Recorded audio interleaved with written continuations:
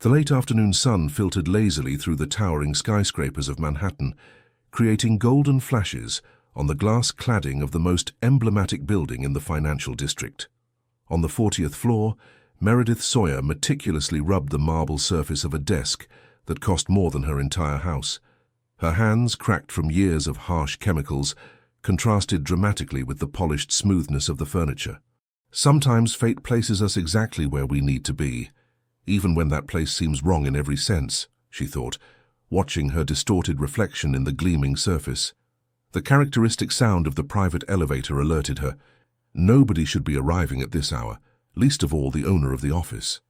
Meredith hurriedly gathered her cleaning supplies, trying to become invisible, as she had learned to do during her 15 years as a domestic worker in homes of New England's high society.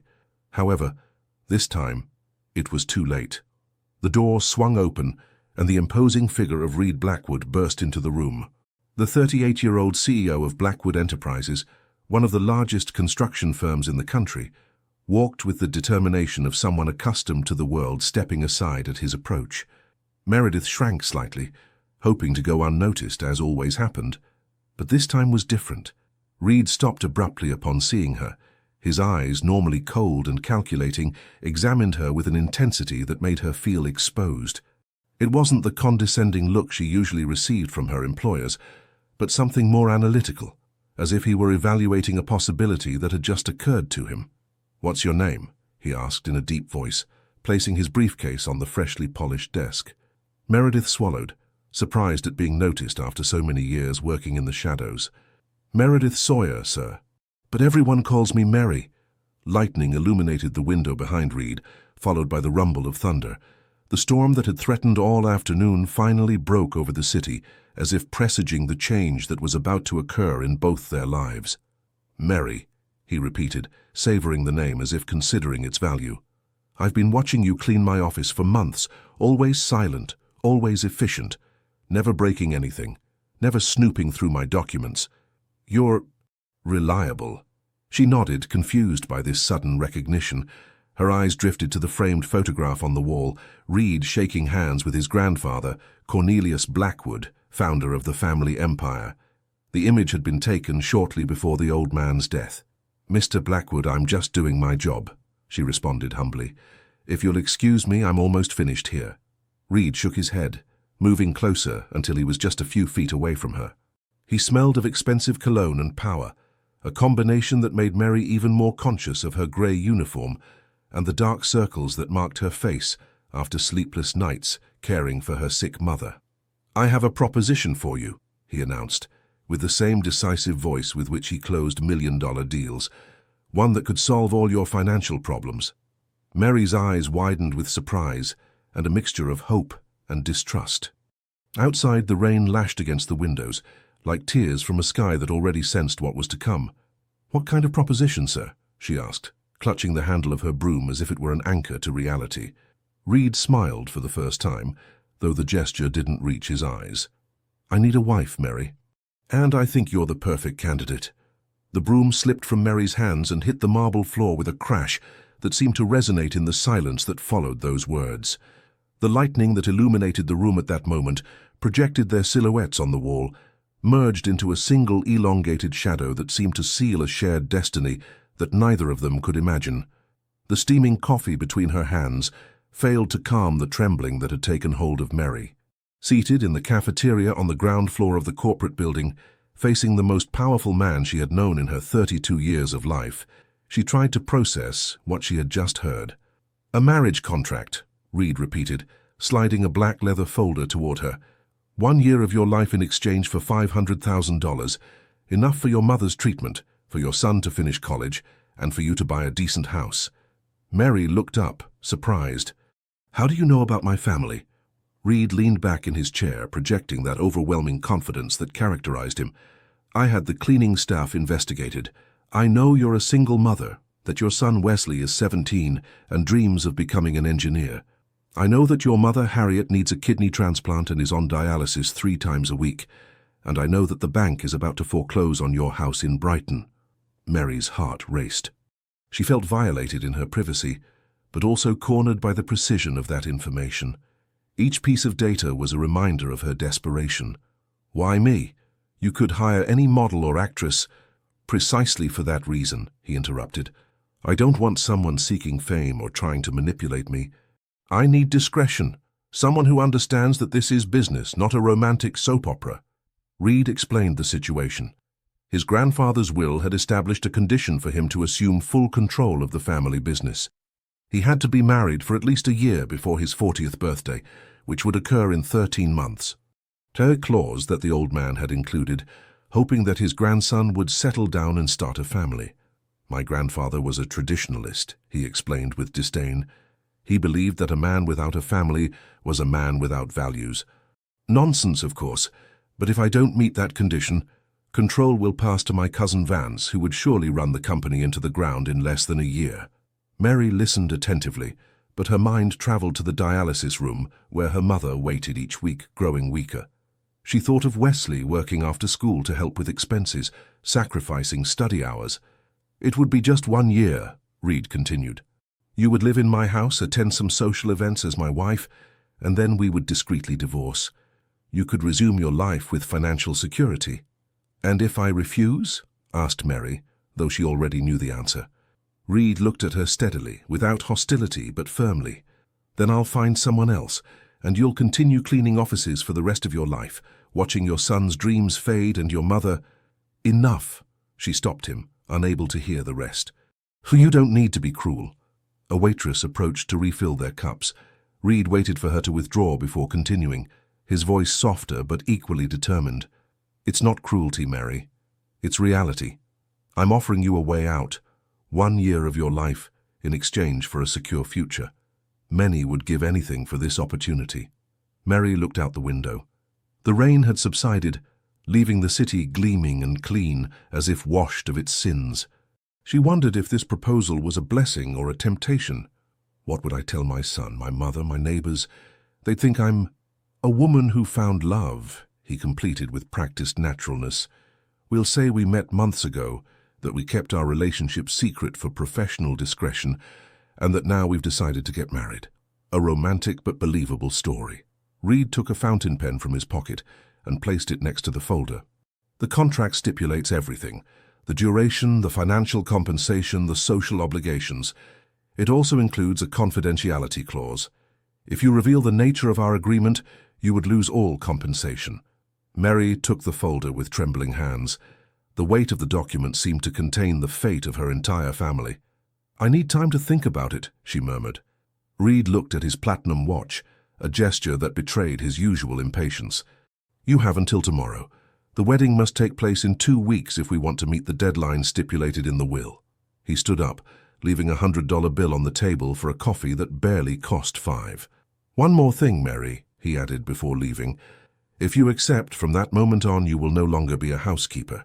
You will be Mrs. Blackwood, at least in the eyes of the world." "Think about that." Mary remained seated long after Reed had left, with the closed folder in front of her and her family's future weighing on her shoulders. Through the cafeteria window, she watched people running under the persistent drizzle, each carrying their own concerns. Sometimes the hardest decisions are the ones that seem to leave no choice, she thought as she finally opened the contract and began reading the terms of what could be either her salvation or her doom. Mary's house in Brighton was small but immaculately clean. The walls, though peeling in some areas, were decorated with family photographs and mementos that told the story of 3 generations. In the main living room, where a worn sofa and a small coffee table barely fit, Harriet watched her daughter with eyes reddened by the kidney disease that was slowly consuming her life. "A sudden infatuation?" asked the elderly woman, her voice weak but her gaze as sharp as ever. "Mary, you've told me 1,000 times about that man. You say he doesn't even notice your existence when you clean his office." Wesley, leaning against the wall with his arms crossed, shared the same skeptical look as his grandmother. At 17, he had the maturity of someone who had to grow up too quickly. "Mom, that guy's known for being a shark in business. He doesn't marry for love," the young man intervened. "What's really going on?" Mary sighed deeply. She had rehearsed this conversation dozens of times in her mind during the previous night, but the words still sounded false in her mouth. "Reed and we've been seeing each other in secret," she lied, feeling how each word burned her conscience. At first we just talked when we coincided late at the office, but then— "Enough, daughter," interrupted Harriet, taking her hand with what little strength she had left. "I've known you since you were born. I know when you're lying to me." Mary's eyes filled with tears. Her mother had always been her moral compass, the voice of truth in her life. "It's complicated, Mom." "Is he forcing you?" asked Wesley, tensing his jaw. "Because if that bastard is forcing you to do anything—" "Wesley," reprimanded Mary, "it's not that, it's an arrangement." The silence that followed that word was heavier than any recrimination. Mary took a breath and decided that her family deserved at least part of the truth. "Reed needs to get married for matters related to his family business. It will be temporary 1 year, and in exchange, he'll give us enough for your treatment, Mom, and for Wesley to go to college without having to work." Harriet closed her eyes as if the weight of that confession was too much to bear. "He's buying you," she whispered. "He's saving us," corrected Mary. "What alternative do we have? The bank will foreclose in 3 weeks. Your transplant costs more than I could save in 5 years, and Wesley deserves a better opportunity than working in auto shops all his life." Wesley punched the wall in frustration. "I can drop out of school, get a full-time job. We can move to a cheaper place." "No," Mary cut him off firmly. "You're not going to sacrifice your future. I've worked all my life cleaning the homes of the rich, so that you can have options I never had." The room fell silent, interrupted only by the ticking of the wall clock and the distant sounds of the neighborhood. Outside, some children played football in the street, their laughter dramatically contrasting with the tension inside the house. "And after the year," Harriet finally asked, "when the contract ends and he discards you, what will happen to your dignity? To your heart?" Mary tried to smile, though the gesture didn't reach her eyes. "My heart will be fine, Mum. This isn't a fairy tale where Cinderella falls in love with the prince. It's business, nothing more." "Feelings don't understand contracts, daughter," responded the old woman. "You'll live with that man, share his house, his name, his life. That changes a person." Wesley sat down next to his mother, his initial anger transforming into concern. "What happens if he wants to— you know?" He left the question hanging in the air, uncomfortable. Mary quickly shook her head. "The contract is very clear about that. It's a marriage in name only. He will have his space, and I will have mine." Harriet held her daughter's gaze for a long moment. Despite her illness, her eyes retained the same intensity that had guided Mary throughout her life. "All my life I taught you that dignity is the only thing no one can take from you. Only you can give it away," the old woman finally said. "If you decide to do this, let it be because you choose it, not because you feel you have no options." Mary hugged her mother, finally allowing herself to release the tears she had been holding back throughout the conversation. "I'm doing it for us, Mom. For our family." That night, as Mary packed a small suitcase with her few belongings, Wesley appeared at the door of her bedroom, holding a small silver locket, the only memento he kept of his absent father. "Take it," he said, extending it to her. "To remember who you really are regardless of the last name you carry." Mary took the locket, moved by her son's gesture. "I'll always be your mother, Wesley." "No contract will change that." The young man nodded, fighting against his own emotions. "Just promise me you won't let that guy change you, that the Mary who returns in a year will be the same one who leaves tomorrow."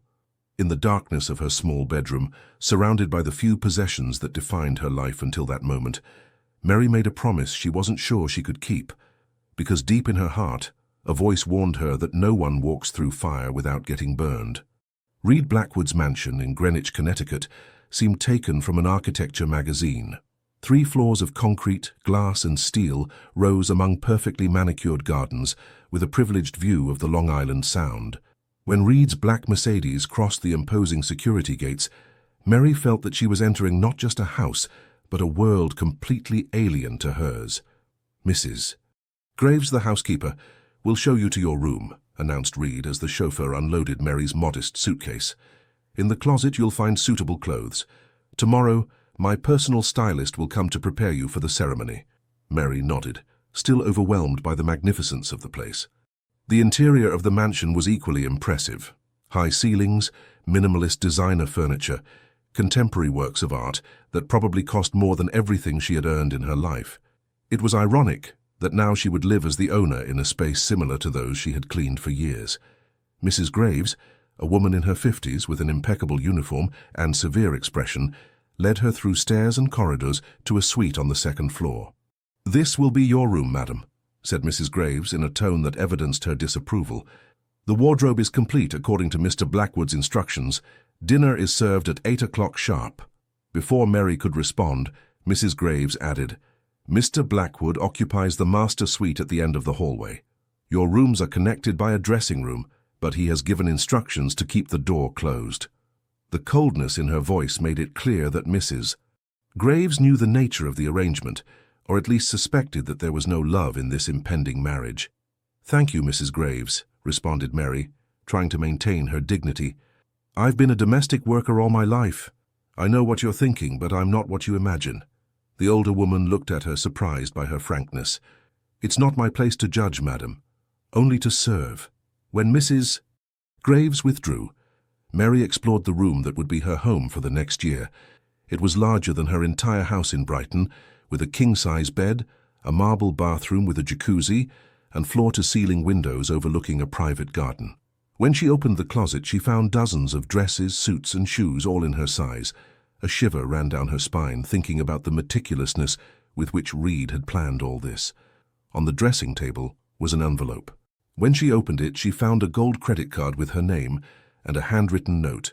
"For personal expenses, use it with discretion. R.B." Mary left the card as if it burned. She sat on the edge of the bed, feeling the weight of reality falling on her. For the first time since accepting the proposal, she allowed herself to question her decision. Was this so different from selling her dignity? What would her mother think if she saw all this opulence bought with a year of her life? The sound of the door interrupted her thoughts. Reed entered without knocking, holding a tablet. "Tomorrow at 11 the judge will come for the civil ceremony," he announced without preamble. "It will be intimate, just necessary witnesses. I've prepared a story to explain our sudden marriage. We met 6 months ago at a charity art exhibition. We kept our relationship secret for professional reasons, and now we've decided to formalize." Mary nodded, memorizing the lie she would have to repeat. "I've transferred the first payment to the account we opened in your name," he continued, sliding a finger across the tablet. "I've already scheduled your mother's procedure at Memorial Hospital for next week. The best transplant specialist will personally take charge." Mary's eyes moistened at the mention of her mother. "Thank you," she murmured, genuinely grateful for this aspect of the agreement. Reed looked up from the tablet, studying her with that analytical gaze that seemed to calculate the value of everything he observed. "Don't thank me," he responded dryly. "It's part of the deal. You fulfill your part, I fulfill mine." He moved closer to her, invading her personal space. For the first time, Mary noticed a small tick in his left eye, a tiny indication of nervousness in his perfectly controlled facade. "There's something important you should know," he said, lowering his voice slightly. "My grandmother, Constance, lives in the family estate in Westport. She's 90 years old and is the matriarch of the Blackwood family. She doesn't know about our arrangement." Mary immediately understood. "You think she wouldn't approve of a marriage by contract?" Reed nodded. "My grandmother is the only person in this world whose opinion truly matters to me. She raised me after my parents died. If she discovered that this is a farce, she would be deeply disappointed." It was the first time Mary saw a glimpse of vulnerability in him, a crack in the armor of the relentless businessman. "We'll visit her next weekend," Reed continued. "I need you to be convincing. She has a sixth sense for detecting lies." Mary stood up, reducing the distance between them. "Why don't you tell her the truth, that you need to get married to comply with your grandfather's will and maintain control of the company?" Reed shook his head firmly. "Because for my grandmother, marriage is sacred. She was the devoted wife of my grandfather for 60 years. For her, using marriage as a commercial transaction would be unforgivable." An uncomfortable silence filled the room. Finally, Reed headed for the door. "One more thing," he added before leaving. "From tomorrow on, for the entire world, we are a marriage in love. That means that in public, you must act as such. Learn to smile when I take your arm, to look at me as if you really felt something." Mary felt a stab of indignation. "I know how to act, Mr. Blackwood. I've spent years smiling at employers who treated me like just another piece of furniture." Reed looked at her with renewed interest, as if he had just discovered something unexpected in her. "Good," he finally said. "We'll have dinner together tonight. It will be our first lesson in coexistence."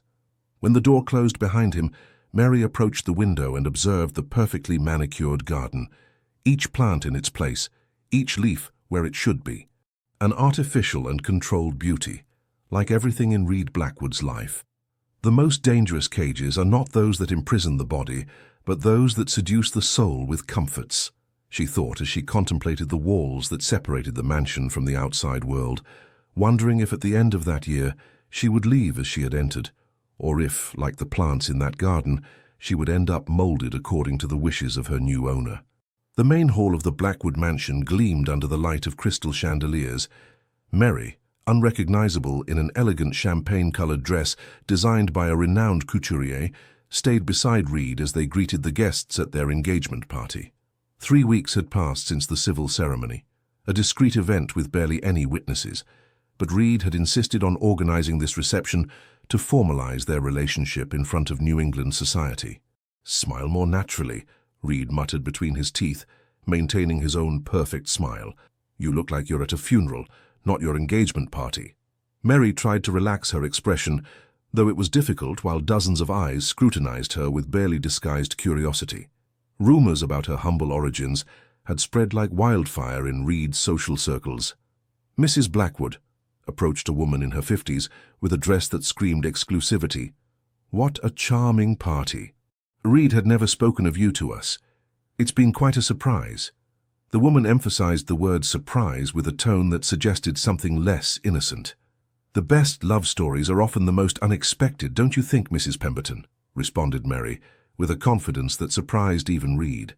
"Mary prefers discretion," intervened Reed, placing a possessive hand on his supposed wife's waist, "a quality I greatly appreciate in her." Mrs. Pemberton smiled falsely and walked away, but not before casting an evaluating look at Mary. "Well played," whispered Reed, impressed by Mary's response. "You adapt quickly."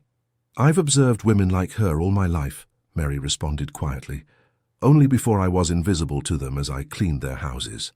The evening continued with the same dynamic. Formal introductions, superficial conversations, and curious looks that Mary faced with a dignity that disconcerted many. Reed, for his part, perfectly played his role as enamored husband, relating with naturalness the fictional story of their meeting and courtship.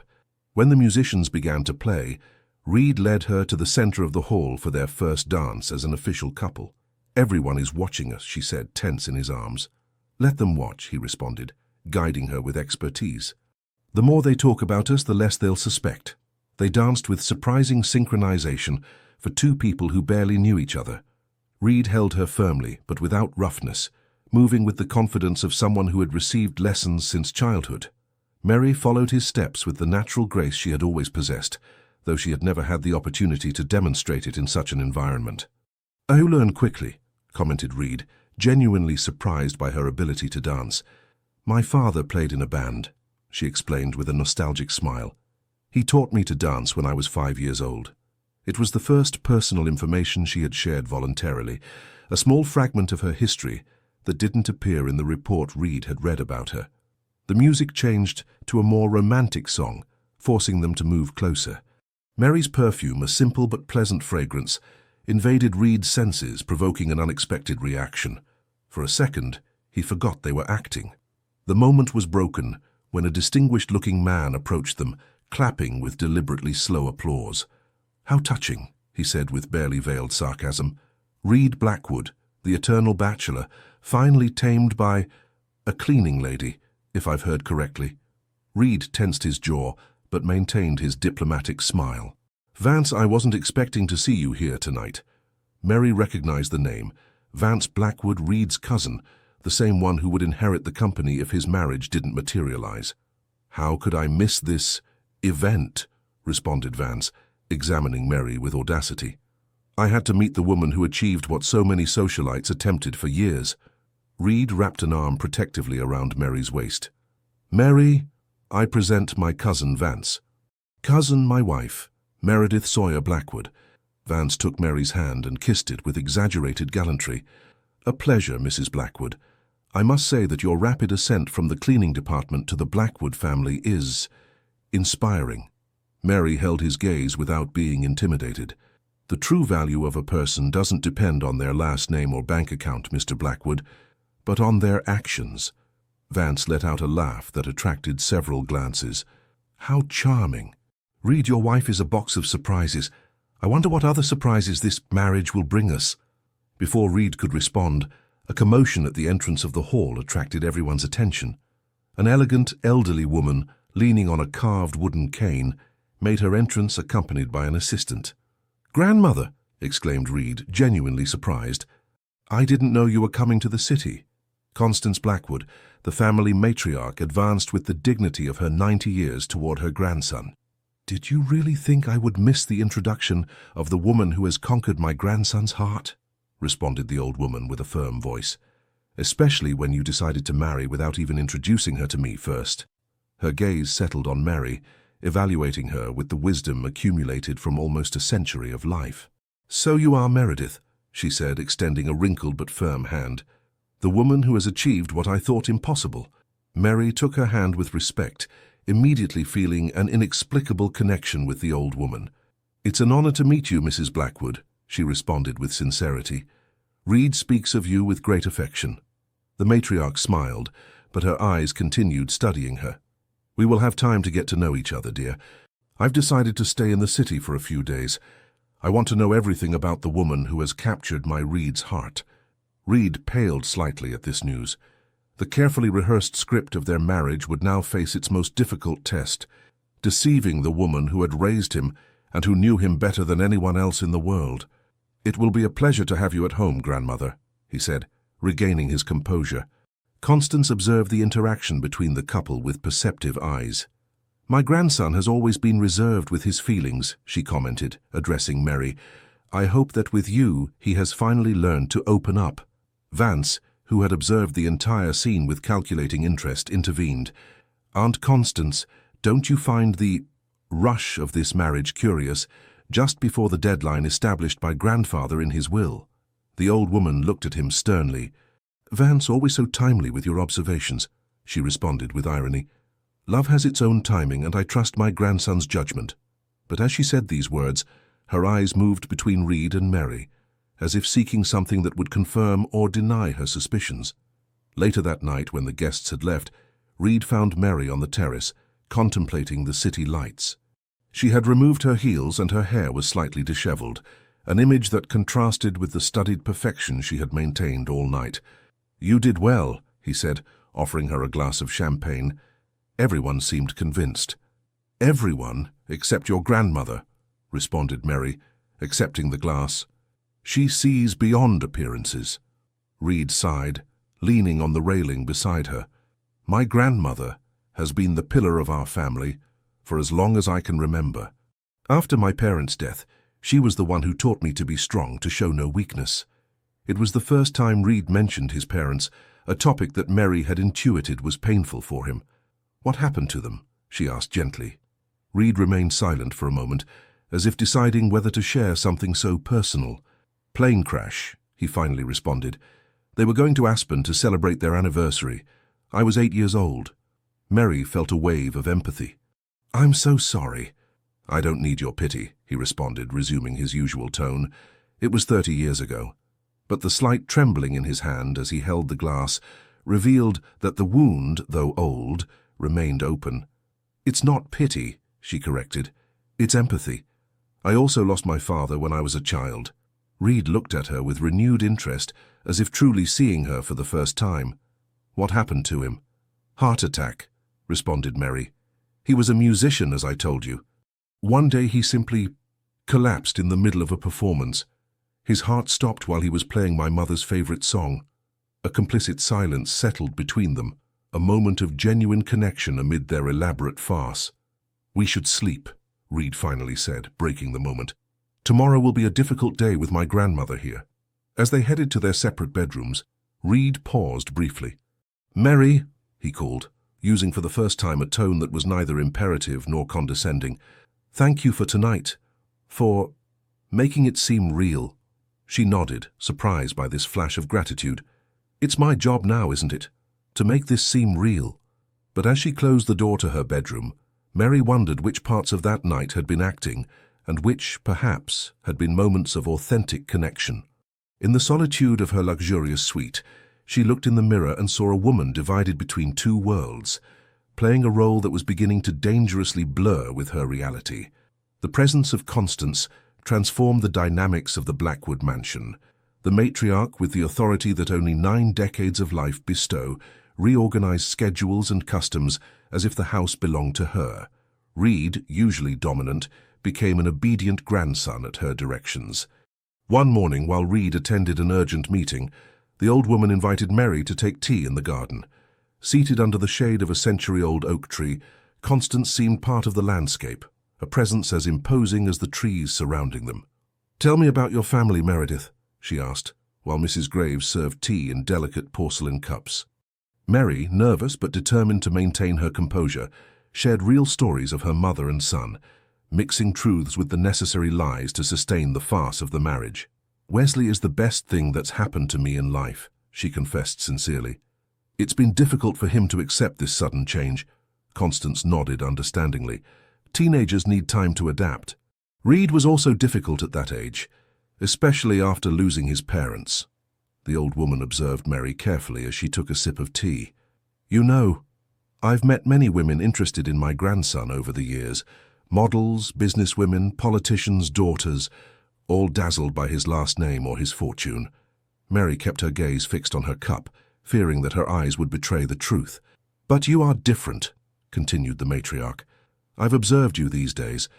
You're not impressed by luxury nor dazzled by power. I wonder what you saw in my grandson that made you accept him as a husband." The question, direct as an arrow, left Mary momentarily speechless. What could she answer that would sound sincere? "I saw a man who hides his vulnerability behind a facade of perfection," she finally responded, surprising herself with a truth she didn't know she had perceived. "Someone who needs to be loved for who he is, not for what he possesses." Constance smiled slightly as if Mary had passed some invisible test. "My Reed has always believed that control is synonymous with strength," the old woman reflected, "but true value lies in daring to be vulnerable." A gardener approached to consult something with Constance, giving Mary a moment to regain her composure. The conversation had taken her into too personal a territory, forcing her to examine feelings she preferred to ignore. That afternoon, Reed returned earlier than expected, visibly disturbed. Mary found him in his study, his gaze lost in the gardens, and a glass of whiskey in his hand.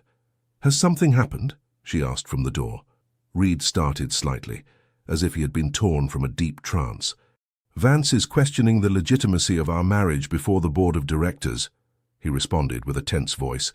"He insinuates that it's a farce to comply with the clause in the will."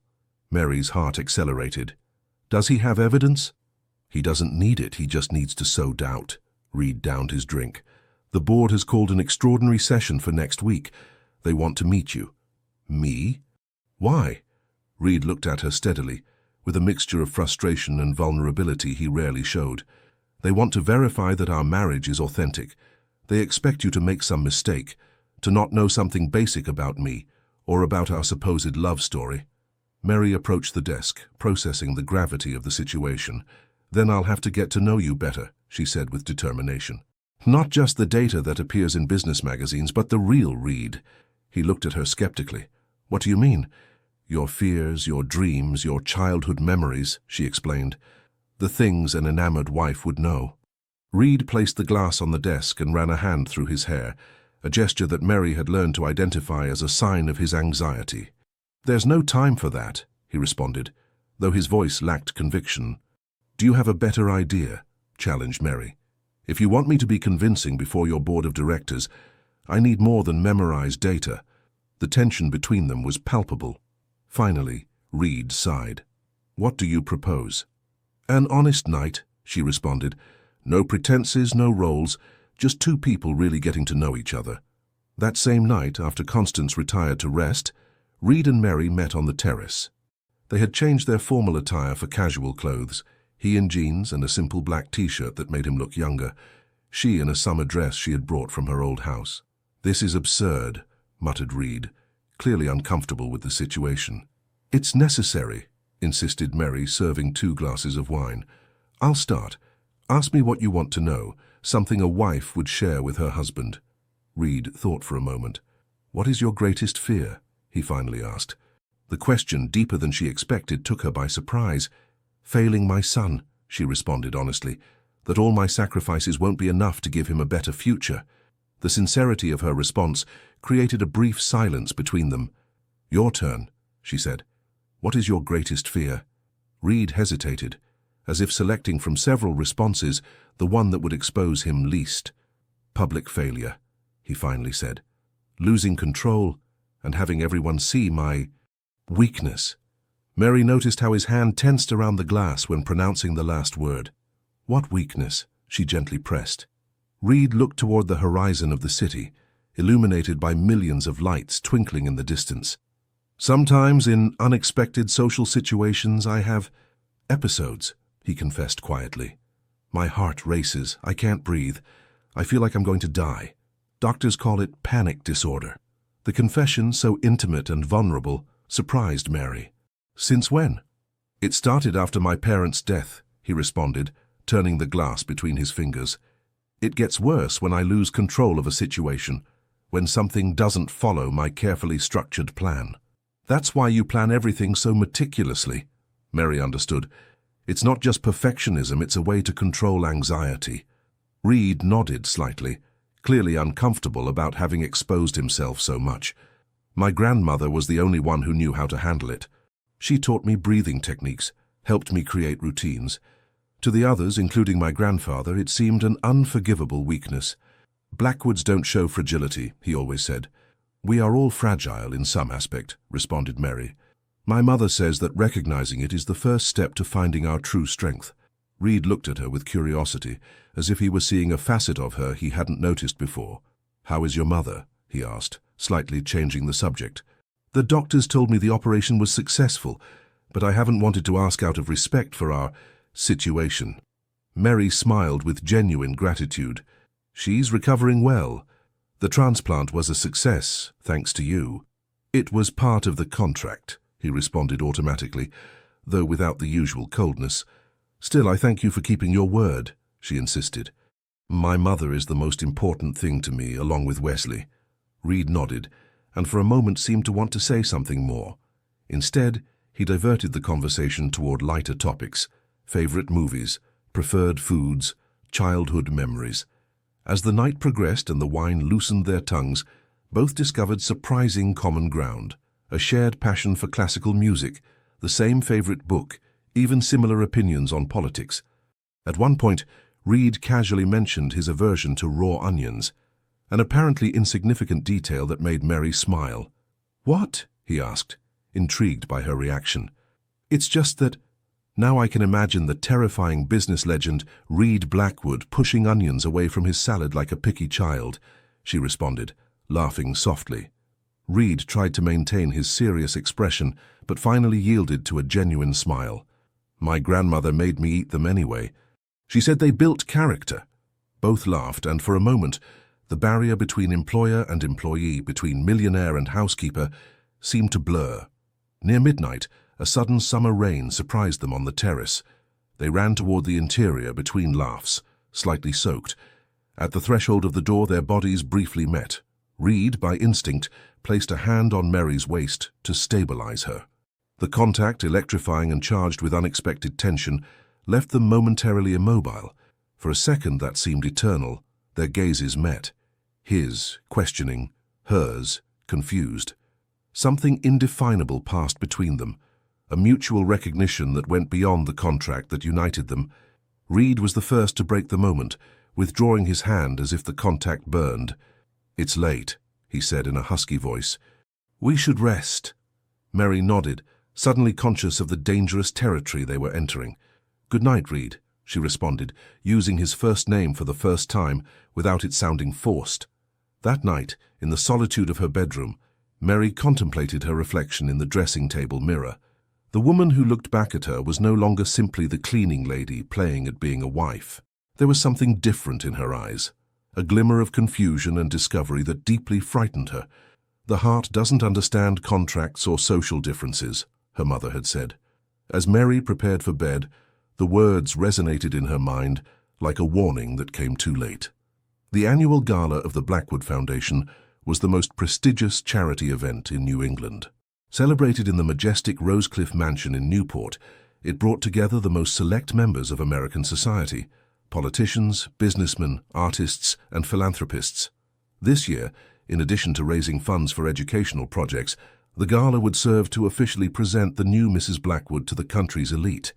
Mary looked with apprehension at the dress that the stylists had selected for her, a haute couture creation in emerald tone that seemed taken from a fantasy. While makeup artists and stylists fluttered around her, transforming her into the most polished version of herself, she couldn't help thinking about the abysmal distance between the woman she had been 3 months ago and the one the mirror now reflected. "You look beautiful," said Constance from the door, surprising her. "That color highlights the fire in your eyes." Mary smiled at the old woman, with whom she had developed an unexpected connection during the last few weeks. The matriarch, far from being the severe judge Mary feared, had become a comforting presence amid the chaos that was now her life. "I'm nervous," confessed Mary, while the stylists gave the final touches to her hair. "All those eyes judging me." "Let them look," responded Constance firmly. "You have something that many of those people will never have, despite their last names and fortunes." "What is it?" asked Mary, genuinely curious. "Authenticity," responded the old woman with a complicit smile. "Even now, dressed to dazzle, you remain yourself." The comment, though well-intentioned, caused a pang of guilt in Mary. Could she consider herself authentic when her entire relationship with Reed was an elaborate lie? Reed appeared at the door, impeccable in a custom-made tuxedo. For an instant his eyes lingered on Mary with an expression she couldn't interpret. "You look different," he finally said, clearing his throat to disguise his momentary loss of composure. "Splendid is the word you're looking for, grandson," corrected Constance, shaking her head at her grandson's emotional awkwardness. "Your wife looks like a queen tonight." Reed nodded, quickly recovering his professional facade. "The members of the board of directors will be present," he murmured to Mary when his grandmother advanced toward the hallway. "Vance has been sowing doubts about us all week. Tonight must be perfect." Mary nodded, aware of what was at stake. The weeks of preparation, the nightly conversations, learning every detail of each other's lives, all culminated in this night. "Remember what we practiced about my family, my tastes, our history." "Reed," she interrupted him gently, "I remember everything. Trust me." Something in her gaze must have reassured him, because Reed breathed deeply and offered his arm. "Let's go then. It's showtime." Rosecliff Mansion gleamed under the lighting, strategically arranged to highlight its historic architecture. A red carpet led to the main entrance, flanked by journalists and photographers who immortalized the arrival of the guests. The appearance of the Blackwood marriage caused the expected commotion. Reed, accustomed to flashes and questions, guided Mary with a hand firmly placed on her lower back. She, following the directions of the image consultants, smiled naturally while ignoring questions that were too personal. "Reed, is it true that you met your wife when she worked at your company?" shouted a reporter. "Mary, how does it feel to go from domestic worker to high society lady?" inquired another. Reed answered with rehearsed phrases, mixing partial truths with the fictional story they had constructed, while Mary maintained a serene expression that hid her nervousness.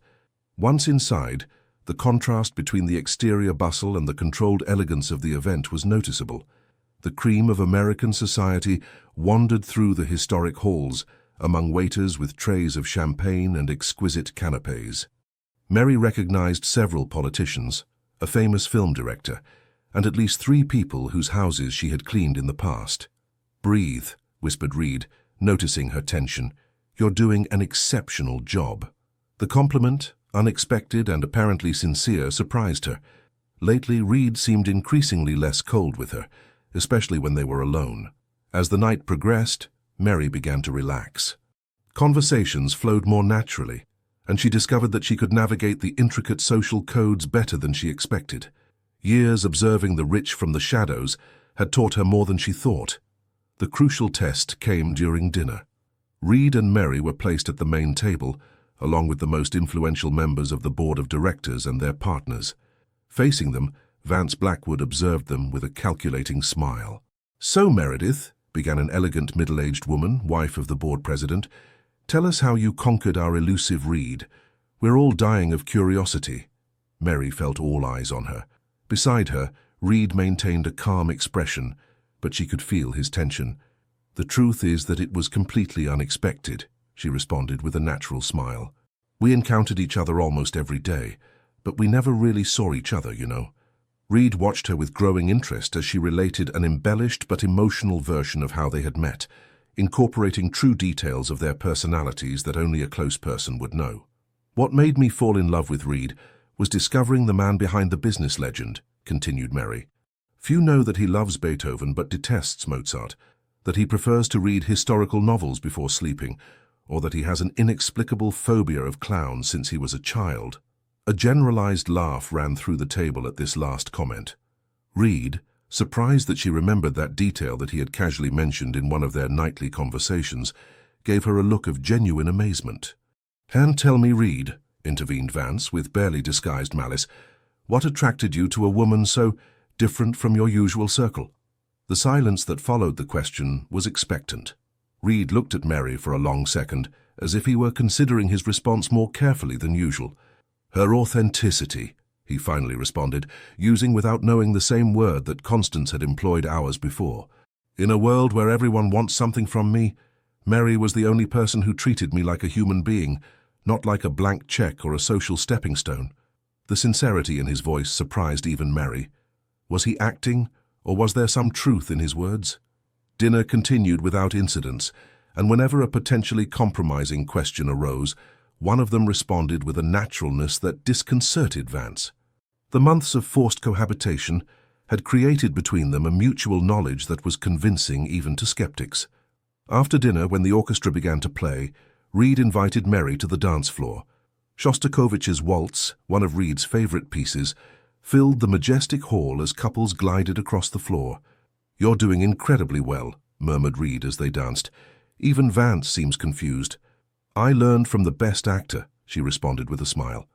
Reed made her spin elegantly before drawing her back to him. "I'm not sure I'm acting at this moment," he confessed quietly, so close to her ear that only she could hear him. Mary's heart skipped a beat. Before she could respond, the music changed to a more intense tango. Reed, an excellent dancer, guided her masterfully in the complex steps. Their bodies moved in perfect synchrony, approaching and separating as if they had danced together all their life. The intensity of the dance, Reed's gaze fixed on hers, the heat of his hand on her back, everything contributed to creating an intimacy that transcended acting. For a moment, Mary forgot where they were and why. There were only the two of them, moving as a single being to the rhythm of the music. When Reed inclined her in the dramatic finale of the tango, their faces were inches apart. Mary could feel his breath, see the conflict in his eyes. For a second, she thought he was going to kiss her. There in front of everyone, a part of her desired it with an intensity that frightened her. The applause of those present broke the spell. Reed helped her to stand upright, and both made a small bow to the admiring audience. When their gazes met again, there was a new tension between them, a tacit recognition that something fundamental was changing. The night continued with speeches and the charity auction. Reed was called to the stage to say a few words as president of the foundation. While she watched him speak with confidence and passion about educational projects, Mary felt a confusing mixture of pride and fear. How had she come to care so much for a man who had essentially bought her for a year? When Reed concluded his speech, his eyes automatically sought Mary's among the crowd. The smile he directed at her, small but genuine, left her breathless.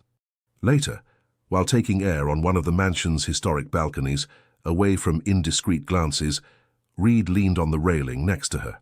"My grandfather used to say that successful businesses are based on predictability and control," he commented, contemplating the illuminated city at their feet. "All my life I've followed that principle, until now." Mary looked at him in profile, his face partially illuminated by the light coming from the hall. "What has changed?" Reed turned toward her, his expression unusually vulnerable. "You weren't part of the plan, Mary, not like this." Before he could elaborate, they were interrupted by the arrival of Constance, leaning on her cane. "There are my lovebirds," said the old woman with a perceptive smile. I hope I'm not interrupting anything important. Not at all, grandmother, responded Reed, regaining his usual composure. We were just getting some fresh air. Constance looked at them alternatively, as if she could read something between them that not even they fully understood. I've been watching you all night, she commented naturally. You know, true love cannot be faked. It has its own language, one that is revealed in small gestures, in furtive glances, in the way two people move together without even thinking about it. Mary felt a blush rise to her cheeks. Reed, for his part, maintained an indecipherable expression. I'm glad you found someone who compliments you, Reed, continued the old woman, giving a slight squeeze to her grandson's arm. Your grandfather would be proud. When Constance walked away, leaving them alone again, a heavy silence fell between them. The matriarch's words had given voice to what both were trying to ignore. Something was changing between them, something that went beyond the signed contract. We should return inside, Reed finally said, offering his arm. The night isn't over yet. Mary nodded, taking his arm with a familiarity that no longer seemed forced. As they returned to the illuminated hall, where the elite of America danced and socialized, both were aware of walking on increasingly dangerous terrain, where the boundaries between acting and reality dangerously blurred. The rest of the evening passed like a nebulous dream for Mary. They danced, conversed, posed for photographs, all with a naturalness that no longer required effort. When they finally said goodbye to the last guests and climbed into the limousine that would take them home, the silence between them was charged with unformulated questions and unexpressed feelings. The heart always recognizes its true home, even when the mind tries to deny it, thought Mary as she observed Reed's profile against the nightlights of the city. And for the first time, that realization filled her not only with fear but also with a disturbing hope. The Blackwood estate in Westport, Connecticut, was an imposing colonial construction surrounded by lush gardens and rolling lawns.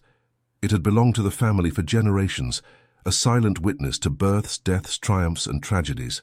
For Reed, it represented the only place where he could truly let his guard down, away from the pressures of the city and business. After the success of the gala, where even the most skeptical seemed convinced of the authenticity of their marriage, Reed had suggested spending a weekend at the family estate.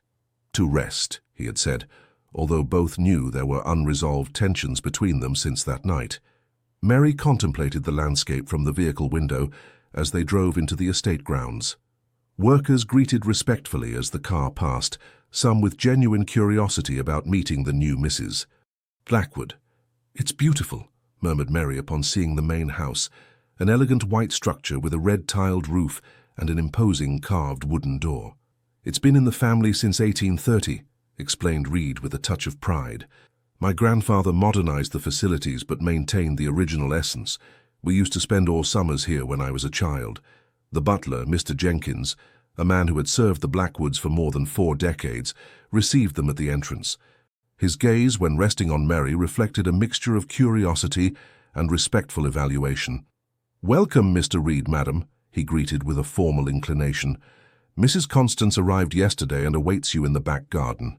The estate inside was a fascinating balance between tradition and modernity. Colonial furniture coexisted with pieces of contemporary art, and the rooms, spacious and luminous, maintained an air of timeless elegance. Mary felt transported to another era, to an America she had only seen in movies. Constance awaited them seated under an ancient oak tree, enjoying the fresh afternoon breeze. At her side, to Mary's surprise, was Wesley, her son, apparently engrossed in a conversation with the old woman. "Wesley!" exclaimed Mary, rushing forward to hug her son. "What are you doing here?" The young man, visibly uncomfortable with the luxurious surroundings but trying to maintain his composure, hugged his mother. "Mrs. Constance invited me," he explained, casting a cautious look toward Reed. "She said it was important that I spend time with my new family." The word sounded forced on his lips, evidencing his skepticism about the situation. "I thought it would be good for the boy to know the estate," intervened Constance with an enigmatic smile. "After all, he now carries the Blackwood name, albeit indirectly." Reed, who had observed the reunion in silence, stepped forward and extended his hand toward Wesley. "I'm glad you've come," he said with formality. "The estate has many places that might interest you, the stables, the library, the boathouse. Wesley briefly shook his hand with a coldness that contrasted with the warmth of the environment. "Thank you for the invitation, Mr. Blackwood," he responded, emphasizing Mr. in a way that made it clear he didn't consider him family. The tension between them was palpable. Mary exchanged a worried look with Constance, who seemed to have anticipated this conflict. Lunch proceeded in an atmosphere of forced courtesy. Wesley responded with monosyllables to Reed's attempts at conversation, while Mary tried to smooth the situation with light comments about the beauty of the estate. Only Constance seemed to enjoy the dynamic, observing the three with the patience of someone who has seen enough family conflicts to not be alarmed. After dessert, the matriarch suggested that Reed take Wesley to see the stables, one of the jewels of the estate. "But, grandmother, Wesley might not be interested in horses," objected Reed. "Nonsense, all young men should learn about these noble animals," responded the old woman firmly. "That boy needs to understand where his mother's family comes from now, and you need to learn to connect with him."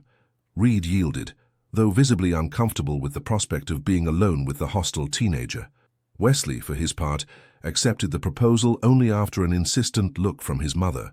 Once alone, Constance invited Mary for a walk in the gardens. They walked slowly, adapting to the old woman's leisurely pace, while the afternoon sun bathed the surrounding fields in golden light. "You have an extraordinary son," commented Constance. "Intelligent, observant, loyal to his mother. He reminds me of Reed at his age, though he would never admit it." "Wesley has had to mature too quickly," responded Mary with a mixture of pride and sadness.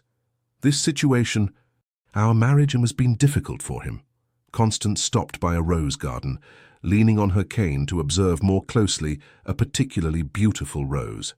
"Do you know why I brought you here today?" she asked, apparently changing the subject. Mary shook her head. "Because this garden holds the Blackwood family's deepest secrets," continued the old woman. "Here, under that tree, my husband proposed to me 70 years ago. There, next to that fountain, Reed took his first steps. And here," the matriarch pointed to a secluded corner where a small marble bench rested surrounded by bougainvillea. "Here is where I come when I need to make important decisions, when I need to connect with the truth." Mary felt a shiver run down her spine. Had the old woman discovered their secret? "Truth is an interesting concept, don't you think?" continued Constance, heading toward the bench. "It's not always what it seems. Sometimes, what begins as a lie can transform into a deeper truth than any initial reality." They sat together, the old woman taking Mary's hands in hers with surprising firmness. "I know my grandson better than anyone in this world," she said, with a serene but penetrating voice. "I've seen him grow, suffer, harden until becoming the man he is today, and never, in all these years, had I seen him look at someone the way he looks at you." Mary felt her heart accelerate. Was it possible that the old woman was insinuating what she thought? "Mrs. Constance, I don't need you to explain anything to me," the matriarch interrupted her gently. "I know perfectly well why this marriage began. I know about the will, the clause, the contract." The revelation left Mary breathless. All this time, the person they most feared would discover the truth already knew it. "How?" "I'm 90 years old, dear, not stupid," smiled the old woman. "I know my grandson and his motivations. What he didn't anticipate, what neither of you anticipated, is that true feelings cannot be programmed or controlled." Mary lowered her gaze, unable to deny what the perceptive woman had detected. "I shouldn't feel anything for him," she murmured, admitting for the first time out loud what she had been denying to herself for weeks. "It's just a contract, a business agreement." "Love doesn't understand contracts, dear," responded Constance with a compassionate smile. "It flourishes in the most unexpected places, often against our will and better judgment." The old woman took from her pocket a small object wrapped in a silk handkerchief. Upon unwrapping it, she revealed a delicate gold ring with an emerald surrounded by small diamonds. "This ring has passed from generation to generation in the Blackwood family," she explained. "My mother-in-law gave it to me when she saw that I truly loved her son, not for his last name or fortune, but for who he really was." Mary observed the jewel with amazement, understanding the meaning of the gesture. "But, Mrs. Constance, I can't accept it. Our marriage isn't real," completed the old woman. "Perhaps it didn't begin that way. But what I see now between you is more authentic than many marriages that last decades." She placed the ring in Mary's palm, closing her fingers over it. I'm not asking you to wear it now, just to keep it, as a reminder that sometimes fate has plans that not even my grandson's meticulous control can anticipate. The old woman's words resonated deeply with Mary, awakening emotions she had tried to keep under control. Meanwhile, at the stables, Reed explained to Wesley the complex process of breeding and training thoroughbred horses, detailing each stage with the precision of someone who has grown up understanding the family business. The teenager, initially reluctant, began to show genuine interest in the technical explanation. "These horses need constant attention and care," explained Reed, showing him a particularly magnificent stallion. "You can't rush the process. Patience and consistency are fundamental," Wesley observed with curiosity, as the stable hands prepared a horse for exercise. "It's like in programming," he commented, breaking his usual silence. "You can't skip steps or look for shortcuts if you want the code to work correctly." Reed looked at him with surprise. "You're interested in programming?" Wesley nodded, momentarily forgetting his hostility. "I'm learning Python and JavaScript on my own. I want to study computer engineering at MIT if I can get in." Reed detected in his words the same yearning and determination that he had had at his age. "I have some friends in the engineering department," he commented casually. "They could guide you on the admission process. There are even scholarship programs for outstanding students." Wesley looked at him with renewed distrust. "I don't need your charity," he responded dryly. "I can achieve it on my own." Reed sighed, recognizing in the young man's attitude his own stubborn pride. "It's not charity, Wesley. It's recognizing talent and potential where it exists. I had all the advantages from being born into this family, but that doesn't mean I don't value effort and intelligence." They stopped in front of an area where several stable hands were training a young colt. "Look," continued Reed, trying to establish a connection. "Each horse here represents years of work, care, and knowledge. The value isn't just in the final product, but in the entire process. The same occurs with people. Your value isn't just in your last name or bank account, as your mother would say, but in what you're capable of building."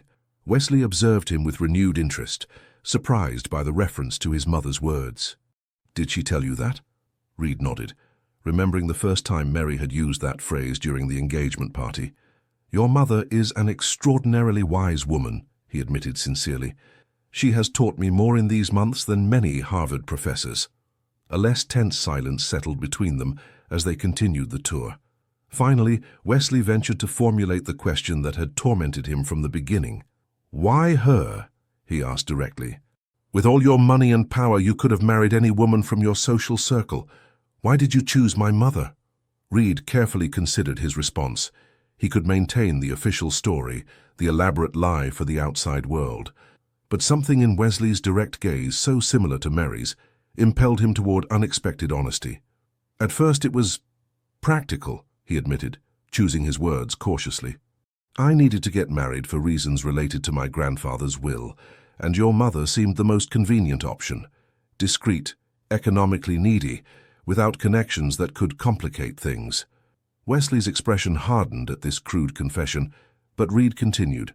"What I didn't anticipate was that your mother isn't like anyone I've met before. She sees through appearances, challenges my certainties, forces me to question values I took for granted. And she does it without pretensions, without the falsity I'm accustomed to." Reed paused, surprised by his own sincerity. He had never articulated these thoughts, not even to himself. "I don't know exactly when everything changed," he concluded in a lower voice. "I just know that what began as a contract has become something I can't explain or control, and that for someone like me is terrifying." Wesley studied the man before him closely, looking for signs of deception. But what he saw was something unexpected, genuine vulnerability in someone who represented everything he despised about the business world. "If you hurt her," the young man finally said, "if this is just a game for you, I swear that—" "I know," interrupted Reed with a seriousness that surprised them both, "and I give you my word that, whatever the outcome of this, I will protect your mother. Not just economically, but in all aspects." A tacit understanding was established between them, a non-verbalized but equally powerful pact.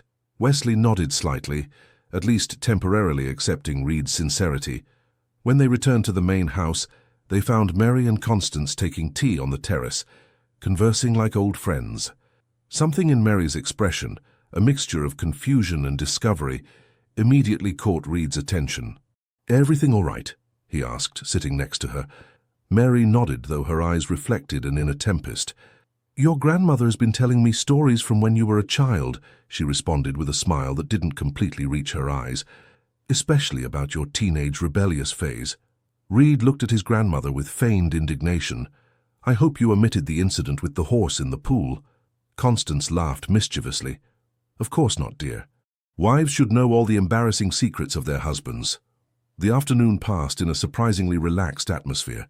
Wesley, though still reserved, participated more actively in conversations. Reed, for his part, observed Mary with a new intensity, as if trying to decipher something fundamental in her. That night, while everyone prepared for bed, Mary contemplated the ring that Constance had given her. The emerald caught the light from her bedroom lamp, reflecting it in green flashes that seemed to dance on the walls. A soft knock on the door startled her. She quickly placed the ring in the drawer of the bedside table before allowing entry. Reed entered, dressed in casual clothes that made him look younger and more accessible. For a moment, both remained in silence, as if neither knew exactly why they were there or what to say. "I wanted to make sure you were comfortable," he finally said, a transparent pretext even to his own ears. "Everything is perfect," she responded, aware of the tension between them. "Your grandmother has been very kind to me." Reed approached the window, observing the full moon illuminating the surrounding fields. "My grandmother has always had a gift for seeing in people things they don't even see in themselves," he commented, his voice strangely soft. "It was she who convinced me that I could lead the company after my grandfather's death, when everyone else doubted." Mary approached, stopping a step away. The moonlight drew silver contours on his profile, highlighting the unusual vulnerability in his expression. "I had an interesting conversation with Wesley today," continued Reed, still looking outside. "He's a brilliant young man. He has your same integrity and determination." "Thank you," responded Mary, genuinely moved by the compliment toward her son. "It means a lot that you see him that way." Reed turned toward her, his gaze unusually intense. "I told him something today. Something I hadn't admitted even to myself," he confessed, his voice barely a whisper. "That what began as a contract has become something I can no longer define or control." Mary's heart skipped a beat. The words echoed what she herself had admitted hours before with Constance. "Reed, He took a step toward her, reducing the distance between them. "I know this wasn't in the contract," he murmured, his hand rising hesitantly to brush Mary's face. "I know it complicates everything, but I can no longer pretend I'm just acting when I'm with you." The confession, so vulnerable and direct, disarmed Mary. All the barriers she had carefully constructed, all the reminders that this was just business, crumbled before the authenticity she saw in his eyes. "I'm afraid," she admitted with a trembling voice, "afraid that this is just an illusion, that when the contract ends—" "To hell with the contract," he interrupted her with an intensity that surprised her. "Is that what worries you? What will happen when the year ends?" Reed moved away toward the desk in the corner of the room, took a fountain pen from his pocket, and began to write quickly on a sheet of paper. "What are you doing?" asked Mary, confused. "Rewriting our future," he responded, finishing writing and extending the paper toward her. "Sign this." Mary looked at the improvised document. In it, Reed renounced all restrictive clauses of the original contract, eliminated the expiration date, and guaranteed Mary and her family all the agreed benefits regardless of what happened between them. "Why are you doing this?" she asked, overwhelmed by the gesture. Reed looked at her with an expression that mixed vulnerability and determination. "Because I want that if you decide to stay with me after the year ends, it's because you truly desire it, not out of obligation or economic need." The simplicity and depth of the gesture moved Mary to tears. It was a liberation, a recognition of her dignity and freedom that no sum of money could equal. With trembling hands she took the pen and signed next to Reed's signature. The moment had a solemnity that transcended any previous legal ceremony. Reed took the paper, carefully folded it and placed it in his pocket. "Tomorrow I'll have my lawyer formalize it," he said. "But from this moment, there is no longer a contract that defines what we are or what we can be." They looked at each other in silence, freed from legal ties but now facing the uncertainty of real feelings that both were just beginning to understand. "Good night, Mary," Reid finally said, leaning to deposit a soft kiss on her cheek, so close to the corner of her lips that it sent shivers down her spine. Rest well. When the door closed behind him, Mary again took out the ring from the drawer. The emerald stone gleamed with renewed meaning under the moonlight. What had begun as a cold business agreement was now transforming into something deeper and more frightening, a real possibility of love with all its promises and risks. Sometimes life takes us exactly where we need to be, even when the path seems wrong in every sense, recalled Mary, echoing her own thought that first day in Reid's office. Never had those words resonated with such truth as now. The main offices of Blackwood Enterprises occupied the top 3 floors of a skyscraper on Fifth Avenue. Since her marriage to Reid, Mary had transformed an empty space on the penultimate floor into her own office, from where she coordinated the activities of the new educational foundation they had created together, a project to provide scholarships to children of domestic workers who wished to pursue university studies. 2 months had passed since that night at the estate, and although Reid had fulfilled his promise to nullify the restrictive clauses of the contract, their relationship developed with the caution of 2 people who fear taking the definitive step. They shared dinners, deep conversations, occasional brushes of hands that sent electric shocks through their bodies, but neither dared to completely cross the line between growing friendship and something more intimate. That morning, Mary was reviewing scholarship applications when Carmela, her assistant, entered with a worried expression. "Mrs. Blackwood, there's a woman insisting on seeing you. She doesn't have an appointment, but says it's an urgent personal matter." "Did she give her name?" asked Mary, intrigued. "Elise Crawford," responded Carmela. "She says she's an old friend of Mr. Blackwood." Something in the way the assistant emphasized "friend" put Mary on alert. The name seemed familiar, though she couldn't place it exactly. "Show her in," she decided, instinctively arranging her hair. Seconds later, an impressive woman entered the office, tall, with the elegant bearing of an international model, perfectly styled blonde hair, and a designer dress that accentuated every strategic curve. Her beauty was intimidating, almost artificial in its perfection. "So, you're the famous Mary," said the woman with a smile that didn't reach her eyes. "I must admit you're not what I expected." Mary stood up, extending her hand with a professional cordiality that hid her growing unease. "Miss Crawford, how can I help you?" Elise ignored the extended hand, opting to examine the office with deliberate slowness. "How adorable you've created your little charity space," she commented condescendingly. "I always told Reid he should get more involved in charitable causes." Good publicity for the company. The familiar mention of Reid's name confirmed Mary's suspicions. "Excuse me, but you haven't answered my question," she insisted, maintaining her composure. "What brings you here?" Elise approached the desk, placing on it a society magazine open to a specific page. It was a photograph of Reid and Mary at the gala, dancing the tango with an intimacy that jumped from the paper. "I wanted to personally meet the woman who has apparently achieved the impossible. Conquering Reid Blackwood," she responded, her voice mixing admiration and disdain. "The man who swore he would never fall in love again after me." Suddenly, Mary remembered where she had heard that name. Reid had briefly mentioned Elise, his girlfriend of 3 years, the only serious relationship he had had. The woman who had left him when his family faced a temporary financial crisis, only to try to return when the Blackwood fortune recovered. "Miss Crawford, I appreciate your visit, but if you have any matter to discuss with my husband, you should contact him directly," responded Mary, maintaining her dignity. Elise let out a crystalline laugh, but laden with malice. "My husband? How charming," she mocked softly. "We both know this is a convenient arrangement, dear. Reid needed to get married to comply with the clause in the will, and you needed the money. A fair exchange, but let's not deceive ourselves by calling it a marriage." The color drained from Mary's face.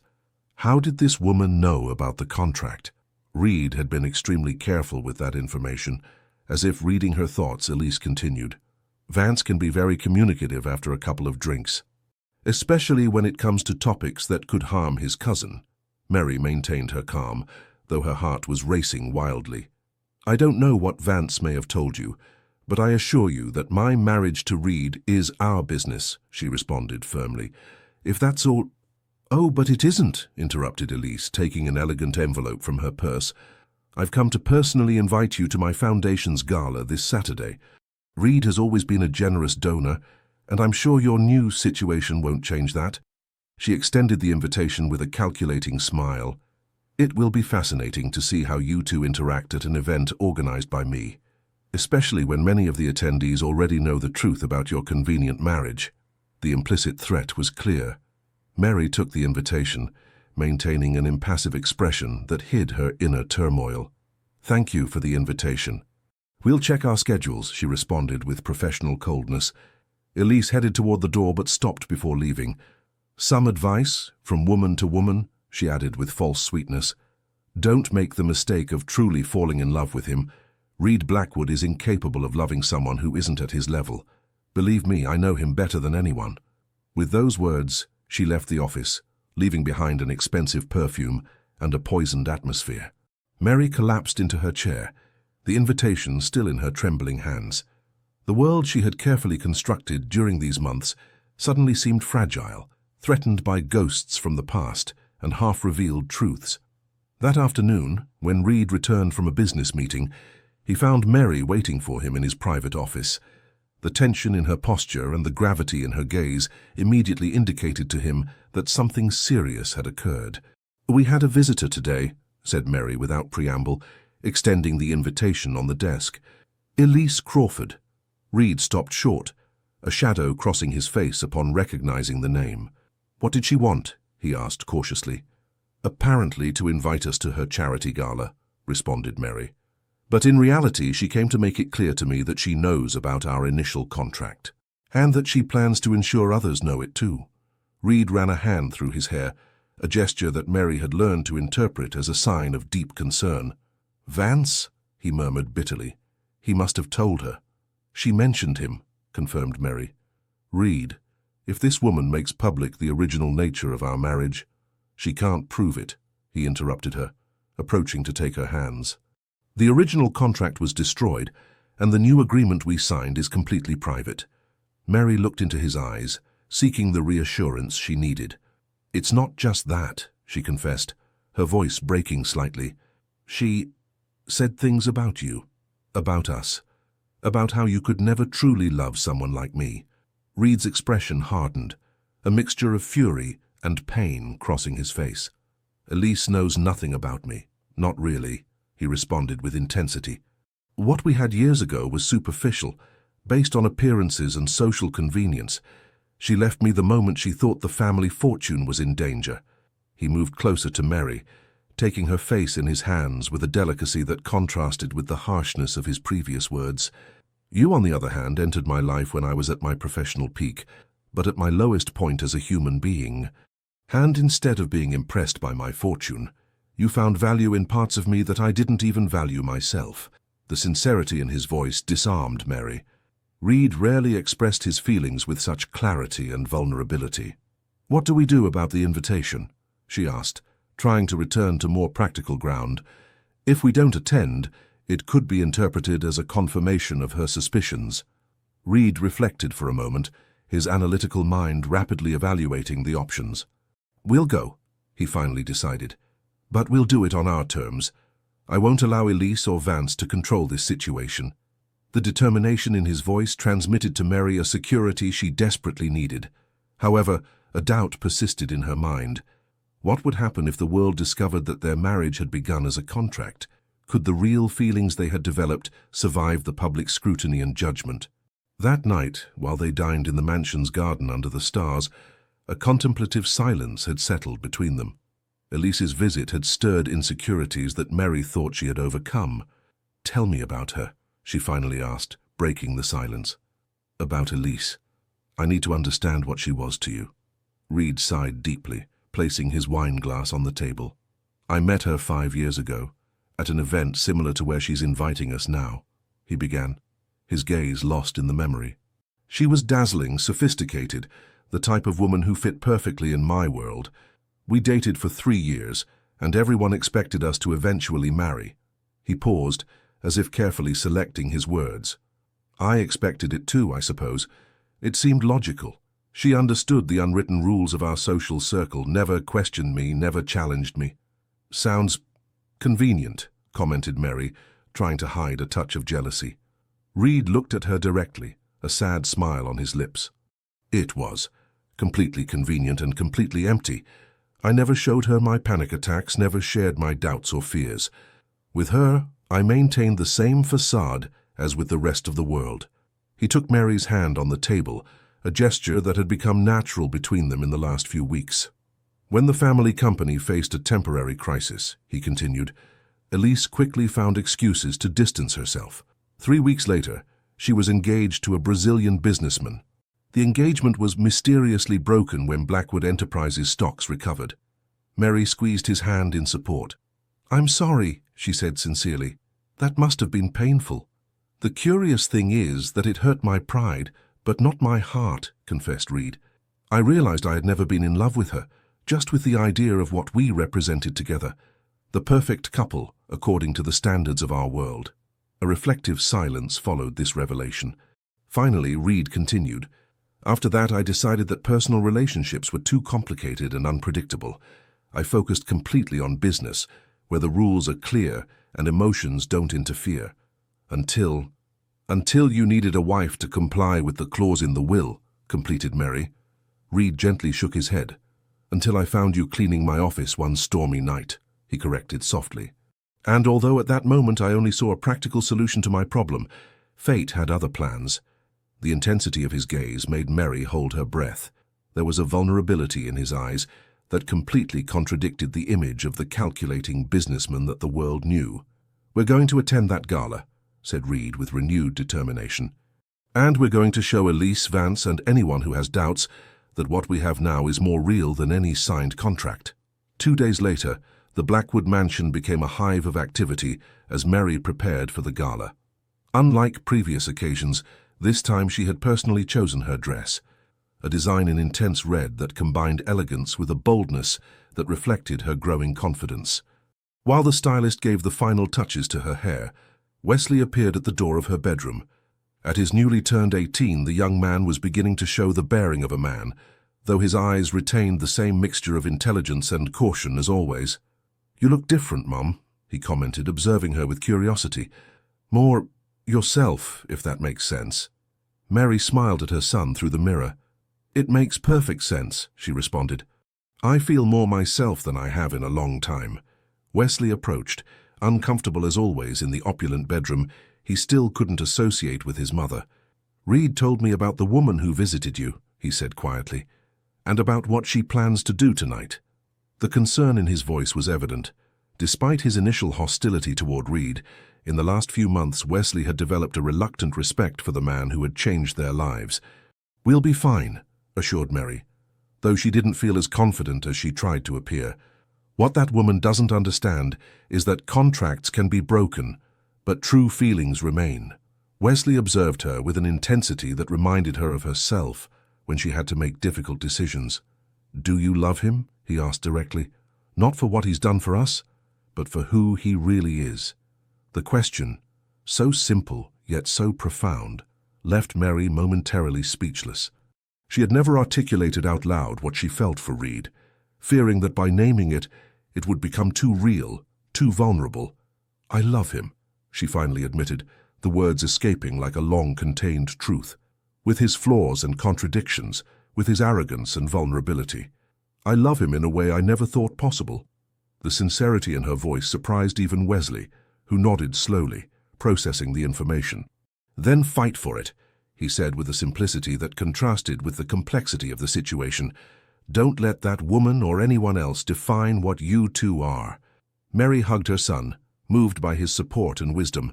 "When did you become so mature?" she asked with a mixture of pride and nostalgia. Wesley smiled slightly. "Probably when my mother decided to marry a millionaire and turn our lives upside down." Hours later, Reed's Bentley stopped in front of the exclusive Metropolitan Club, where Elise's charity gala was being celebrated. Photographers and journalists crowded at the entrance, eager to capture the most prominent personalities of the night. "Ready?" asked Reed, taking Mary's hand before the chauffeur opened the door. She nodded, feeling how the ring that Constance had given her pressed against her finger. She had worn it for the first time tonight, a silent declaration of belonging and commitment that hadn't gone unnoticed by Reid. "Together," she responded, squeezing his hand. Upon descending from the vehicle, the flashes momentarily blinded them. Reid, accustomed to media attention, guided Mary naturally, his hand firmly supported on her lower back. In contrast to their first public appearances, now their closeness wasn't a rehearsed act, but a reflection of the real intimacy they had developed. Inside, the main hall sparkled with ostentatious elegance, extravagant centerpieces, luxury crystal, and floral arrangements worthy of a royal wedding created an environment of calculated opulence. They didn't take long to locate Elise, who observed them from across the hall with a predatory smile. She wore a white dress that dramatically contrasted with Mary's red, as if they had unconsciously chosen to represent ice and fire. "There's our hostess," murmured Reid, "and of course Vance is with her." Indeed, Vance Blackwood was animatedly conversing with Elise, occasionally casting glances in their direction. The alliance between the two was evident, united by the common desire to destabilize Reid. "Let's go greet them," decided Mary, surprising Reid with her initiative. "I won't let them think they intimidate me." With a firm step, they headed toward the couple. Elise received them with air kisses and a cordiality as false as the eyelash extensions adorning her eyes. "Reid, Mary, how wonderful that you could come," she greeted, her honeyed voice contrasting with the coldness of her gaze. "I was telling Vance how fascinating it is to see how love can arise in the most unusual circumstances." "True love always finds its way," responded Mary with a serene smile, although some can't recognize it when it's right in front of them. The subtle dart didn't go unnoticed by Elise, whose smile momentarily faltered. "How philosophical," she replied with slight tension. "It's always refreshing to hear such diverse perspectives." Vance intervened, his tone falsely jovial. "Cousin, your wife is a box of surprises. More integrated into our world every day, no? One could almost forget where she really comes from." Reid tensed his jaw, but it was Mary who responded. "Where I come from is exactly what has allowed me to value what I have now, Mr. Blackwood, and to recognize authenticity when I see it, or its absence." Her eyes deliberately moved from Vance to Elise, making it clear she saw through both of them. The tension was palpable, but it was interrupted by the announcement that dinner was about to be served. The four separated with forced smiles, but the message had been clear. War was declared. During dinner, Mary noticed how Elise strategically moved between tables, stopping to discreetly whisper to certain guests, who then looked in their direction with expressions varying between curiosity and disdain. "She's talking about us," she murmured to Reid. "Sowing doubts." Reid nodded, his expression calm though his eyes followed every movement of his ex-girlfriend. "Let her," he responded with surprising serenity. "Desperation is never attractive." After dessert, Elise ascended to the small stage to address the guests. With the studied grace of someone who has practiced each gesture in front of the mirror, she thanked them for their attendance and explained the charitable cause that brought them together, a project for disadvantaged children that ironically sounded very similar to the foundation that Mary and Reid had created months ago. "True altruism," continued Elise, her gaze deliberately fixing on the Blackwoods table, "is born from the heart, not from contracts or convenient arrangements. Each donation tonight should reflect an authentic commitment to our cause." The barely veiled reference caused several guests to exchange confused glances. Reid, however, maintained an imperturbable expression, as if Elise's words had no effect on him. Upon concluding her speech, Elise announced the beginning of the dancing, especially inviting Reid and Mary to open the floor as the surprise couple of the year. "She's forcing us into a public exhibition," murmured Mary, uncomfortable with the attention. Reid took her hand on the table, his thumb gently caressing her palm in an intimate gesture that had become habitual between them. "Then let's give her a show she'll never forget," he responded with a smile that mixed defiance and tenderness. They stood together and headed to the center of the floor. The orchestra began to play a classic waltz, and Reid took Mary in his arms with a naturalness that spoke of months of growing physical familiarity. Unlike their first public dances, carefully rehearsed and executed with technical precision, now they moved with the fluidity of those who have learned to anticipate each other's movements. "Everyone is watching us," whispered Mary, aware of the evaluating gazes. "Just look at me," responded Reed, his voice softer than usual. "Forget about them." And for the first time since they entered the event, Mary allowed herself to completely relax, letting herself be carried by the music and the security she found in Reed's arms. Their bodies moved in perfect synchrony, as if they had danced together all their lives. From a corner of the hall, Elise observed the scene with growing frustration. The authenticity of the connection between Reed and Mary was undeniable, even to the most skeptical. What should have been a public exposure of their farce was becoming a confirmation of their genuine bond. When the music changed to a slower and more romantic piece, Reed drew Mary closer, eliminating the formal space between them. Their foreheads almost touched as they softly turned around the floor. "You know what's ironic?" murmured Reed, his lips close to Mary's ear. "That all this began as a contract, but it has become the most real thing I've experienced in my life." Mary looked up, meeting an intensity in Reed's eyes that left her breathless. "Even with all this circus?" she asked, referring to the spectacle that Elise had orchestrated. "Especially with all this," he responded, "because now for the first time I'm not acting. I'm not calculating every word or gesture. I'm just being."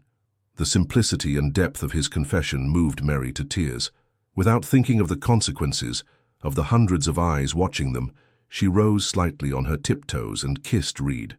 The kiss, their first real one, wasn't part of any script or strategy. It was a moment of pure authenticity, of surrender to feelings that could no longer be contained. Reed responded with equal fervor, momentarily forgetting where they were and who was watching them.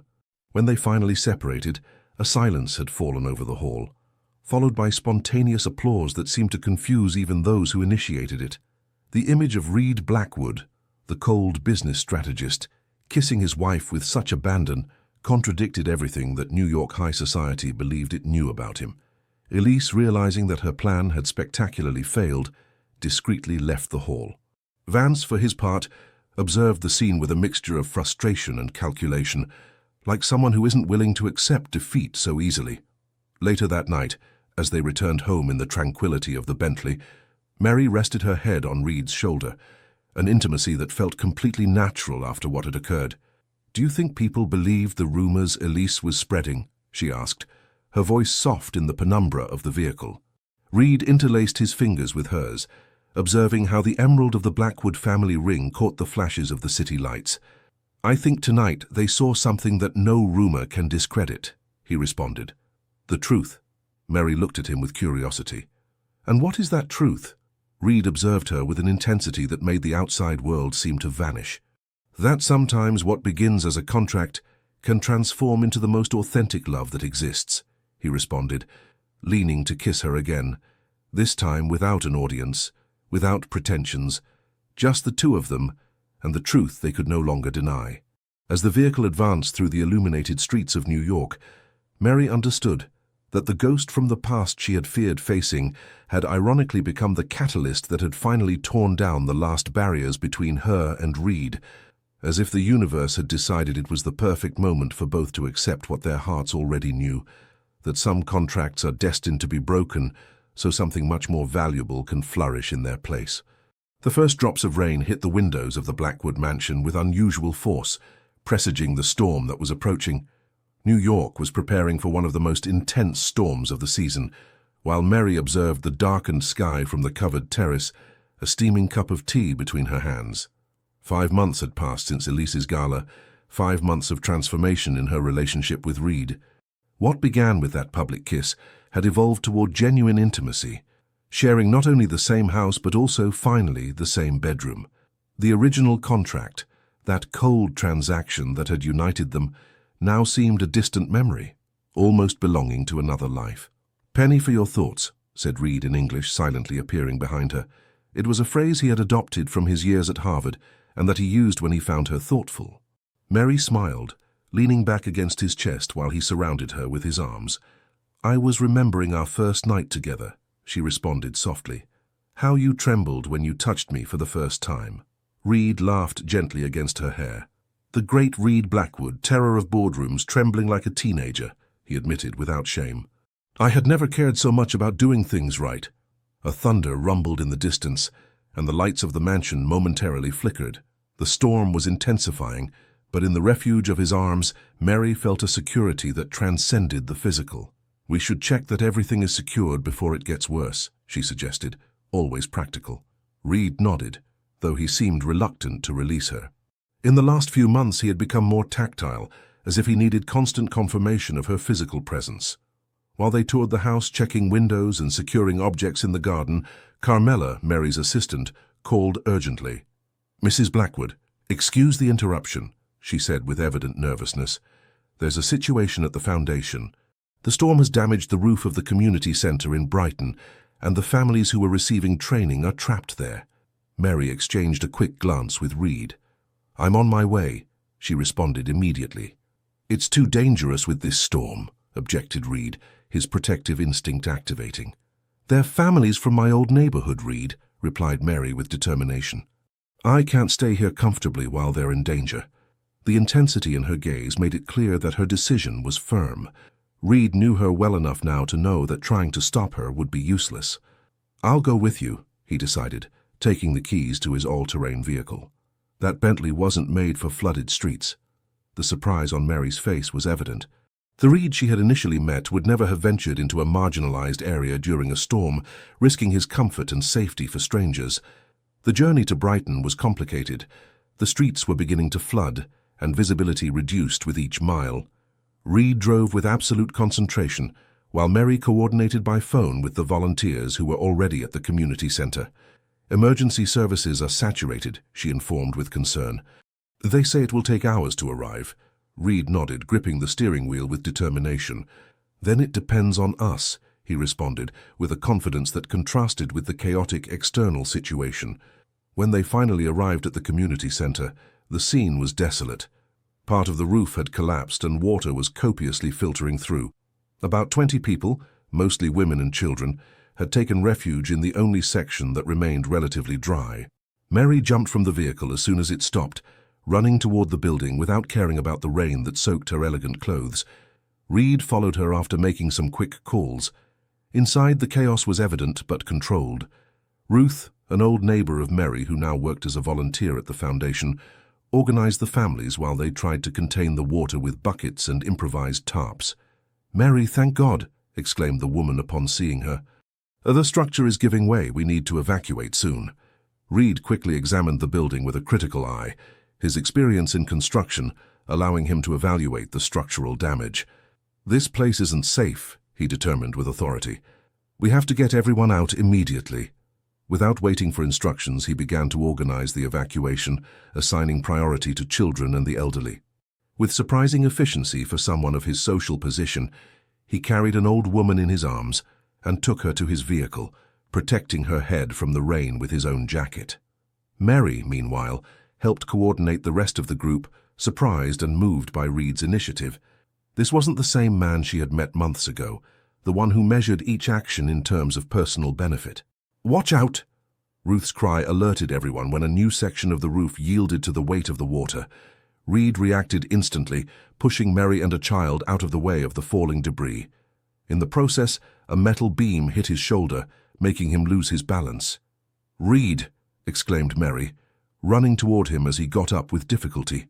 "I'm fine," he responded, though his grimace of pain contradicted his words. "We must hurry." The next minutes were a blur of frantic activity. Between Reed, Mary, and the volunteers, they managed to evacuate all those present before the structure completely collapsed. Since Reed's vehicle couldn't transport everyone, they improvised a plan. Some would go with them, while the others would be picked up by the Blackwood Foundation buses that Reed had called before entering the building.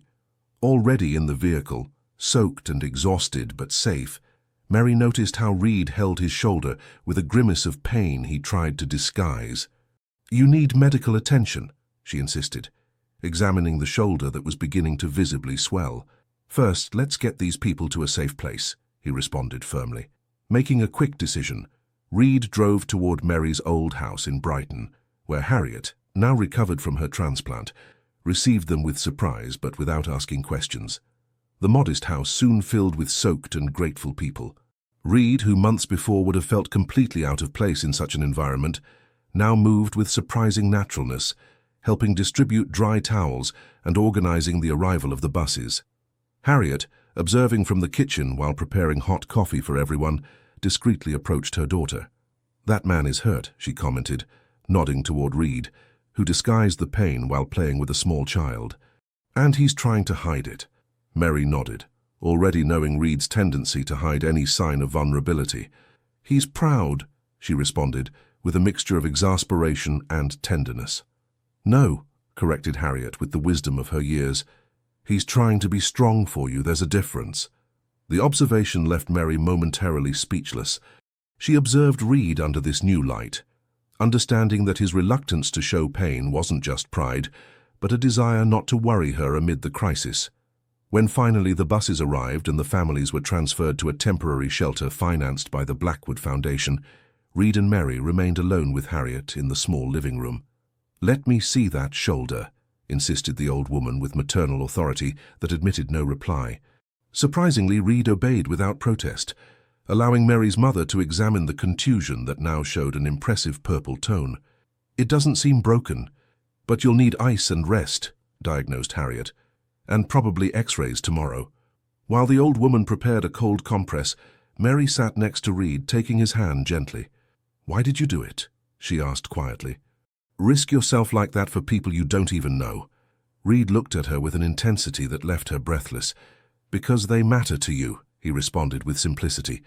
"And you matter to me. It's that simple." The simplicity and depth of his response moved Mary to tears. In that moment, in the humble living room of her old house, surrounded by memories of her previous life, she understood the magnitude of Reed's transformation. "You've become a completely different man," she murmured, caressing his face with tenderness. Reed gently shook his head. "Not different," he corrected. "Just more complete, as if I had been living half a life until I met you." The intimacy of the moment was interrupted by Harriet's return, with the cold compress and a painkiller. The woman observed the interaction between her daughter and son-in-law with a knowing smile. "You two should stay here tonight," suggested the old woman. "The storm has worsened, and that shoulder needs rest." And so it was that Reed Blackwood, one of the most powerful businessmen in America, spent the night in a small bedroom in Brighton, sleeping in a simple bed next to Mary while the storm lashed the city. The next morning they woke to the sound of the phone. It was Mrs. Graves, the housekeeper, informing them with an urgent voice that Vance had convened an emergency meeting of the board of directors in Reed's absence. "He's trying to force a vote to remove you," explained Mrs. Graves, who had her own contacts within the company. "He says your erratic behavior is putting the company at risk." Reed sat up immediately, ignoring the pain in his shoulder. "We have to return," he said with resolution. During the journey back, Mary noticed that Reed was unusually quiet, immersed in his thoughts. "What's happening?" she finally asked. Reed looked at her briefly before returning his attention to the road. "I'm tired of living defending myself from Vance, justifying every decision," he admitted. "The company has been the center of my life for so long that I never asked myself if I really wanted it to be that way." "What do you mean?" "Last night, helping those families, I felt something I had never experienced directing board meetings or closing million-dollar deals," he explained, his voice mixing surprise and discovery. "I felt purpose. True purpose." The revelation, pronounced inside the vehicle as they crossed a city that was beginning to recover from the storm, marked a turning point. The external storm had catalyzed an internal transformation, a clarity that now reflected in the determination of his gaze. When they arrived at the corporate offices, Reed headed directly to the boardroom where the board of directors was meeting. Mary tried to wait outside, but he firmly took her hand. "I want you to be there," he said with decision. "What I'm going to do affects us both." Vance's expression when he saw them enter together was a mixture of surprise and poorly disguised displeasure. Evidently, he had expected his cousin not to arrive in time for the vote he was about to propose. "Reed, what a surprise," he commented with false cordiality. "We were worried when we heard you were trapped in Brighton during the storm." "I was helping evacuate our foundation's community center," responded Reed calmly, taking his place at the head of the table while Mary sat beside him. "A more important commitment than any improvised meeting." Vance exchanged glances with some members of the board, clearly disconcerted by Reed's serenity. Precisely about that we wanted to talk, continued Vance. Your recent behavior, dedicating significant resources to charitable projects while neglecting critical aspects of the business. Some shareholders are concerned. Reed listened to the accusation in silence, his expression inscrutable. When he finally spoke, his voice had a clarity and decision that surprised all those present. "They're right to be concerned," he said, provoking murmurs among the board members. "I've been reconsidering my priorities and the future of this company." He paused, taking Mary's hand on the table, a deliberately public gesture. "That's why I've decided to restructure Blackwood Enterprises. The construction division will continue operating under the current direction, but I'll establish a fund with 40% of our profits to significantly expand the work of the foundation." The announcement caused immediate commotion. Vance stood up, his face reddened by indignation. "That's insanity. The shareholders will never approve it." Reed smiled with tranquility. "As majority shareholder, I don't need their approval, Vance, but I'll appreciate their support." The meeting continued amid heated discussions, but Reed maintained his position with a serene firmness that disconcerted those who were accustomed to his cold business calculation. It wasn't weakness he showed, but a new type of strength, one that didn't need to impose itself aggressively. When they finally left the meeting hours later, they had secured the reluctant support of the majority of the board for the new direction of the company. "Are you sure about this?" asked Mary as they walked toward her office. "It's a huge change." Reed stopped, taking her hands in his. "For the first time in my life, I'm completely sure," he responded with conviction. "The storm showed me something I should have seen a long time ago, that true wealth isn't in controlling business empires, but in making a real difference in people's lives." Mary observed him with amazement, recognizing that the transformation that had begun with a simple marriage contract had reached its culmination. Reed Blackwood, the man who had once seen marriage as a business transaction, now understood the value of what no contract could buy: a meaningful purpose and true love. The external storm had subsided, but the revelation it had provoked in their hearts was just beginning to unfold its consequences. A month after the storm, the Blackwood mansion buzzed with activity as preparations were underway for the foundation's anniversary celebration. What had initially been Mary's small personal project had transformed, thanks to Reed's restructuring, into one of the country's most important charitable organizations. Mary supervised the final details for the gala, while speaking on the phone with her mother, who now actively collaborated in the foundation's programs for the elderly. Her life had changed so much in this year that she sometimes found it difficult to recognize herself in the woman who had once cleaned offices to survive. In his office, Reed was finalizing a video conference with international investors interested in replicating the social responsibility model he was implementing at Blackwood Enterprises. His new business vision, initially received with skepticism, was beginning to gain admirers in circles that valued sustainability and social impact.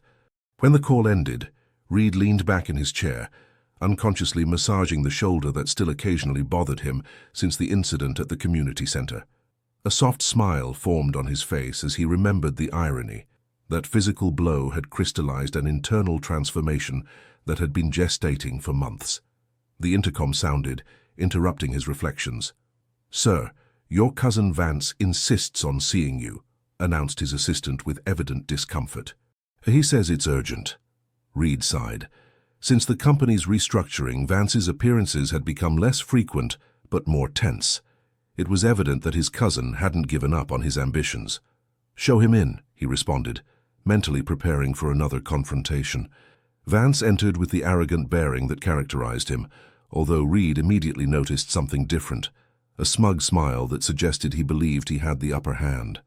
"Cousin," Vance greeted, dropping a folder on the desk, "I think you'll find this illustrative." Reed opened the folder cautiously.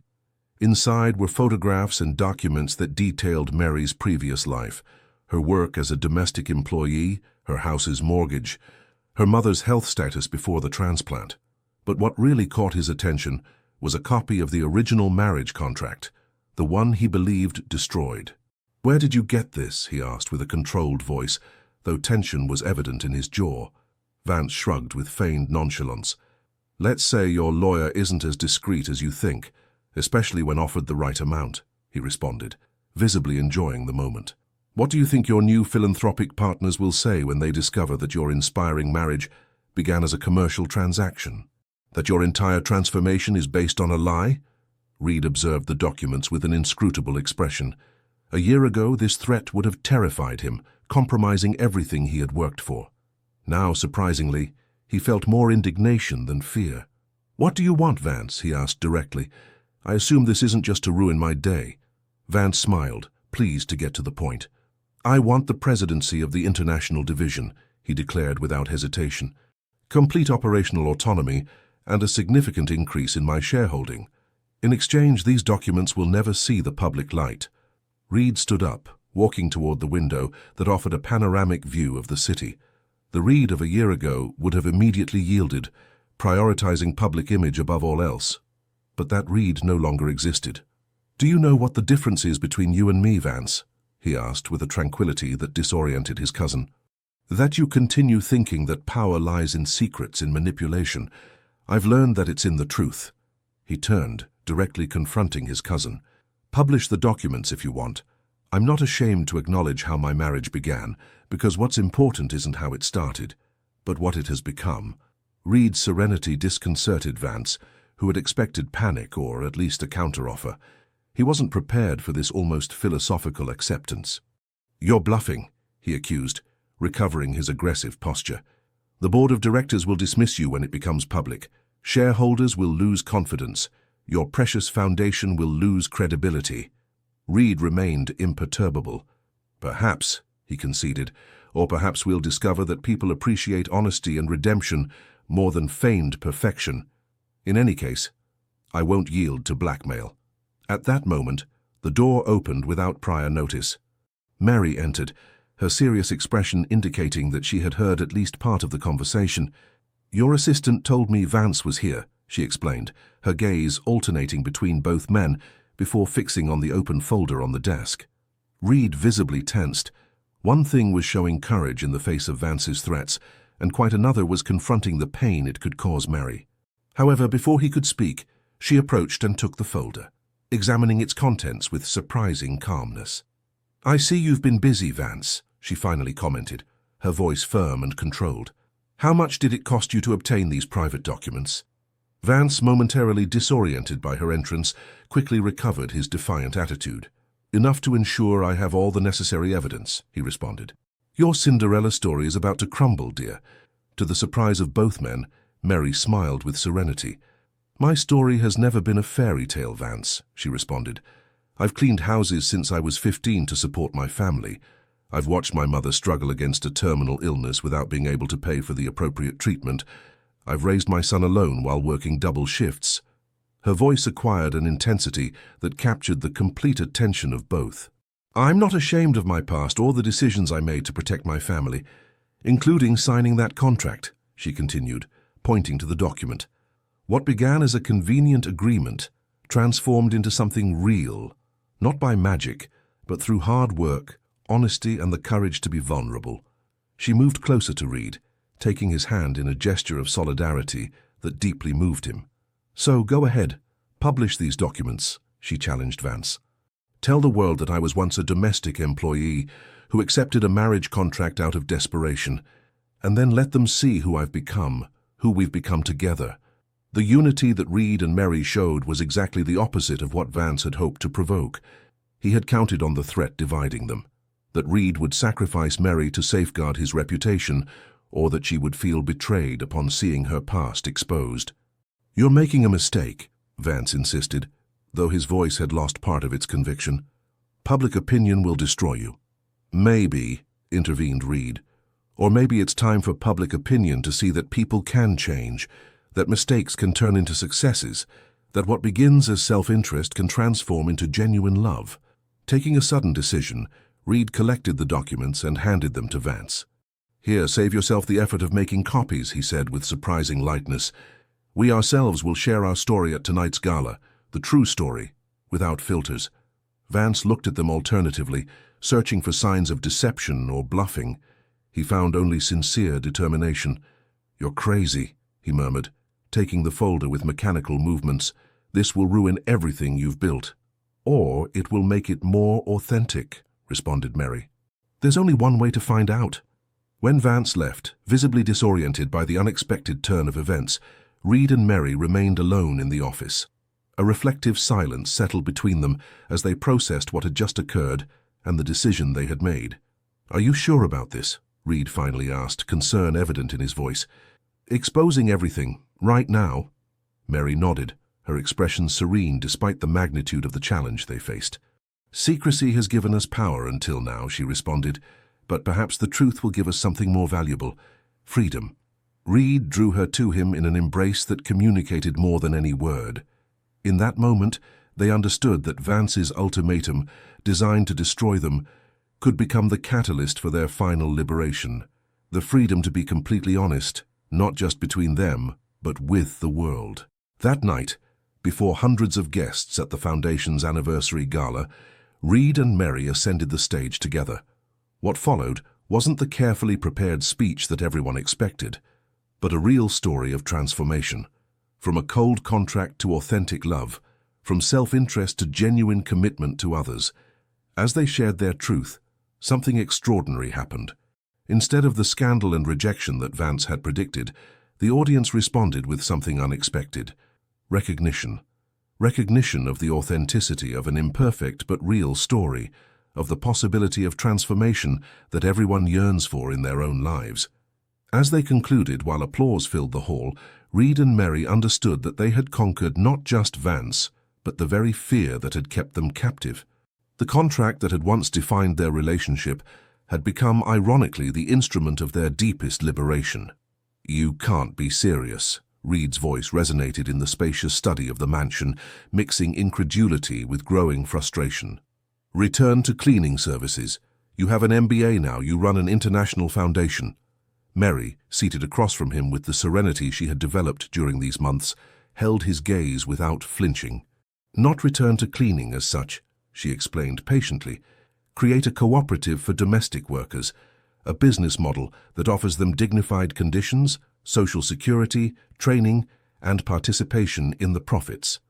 2 months had passed since the public revelation of their story at the gala.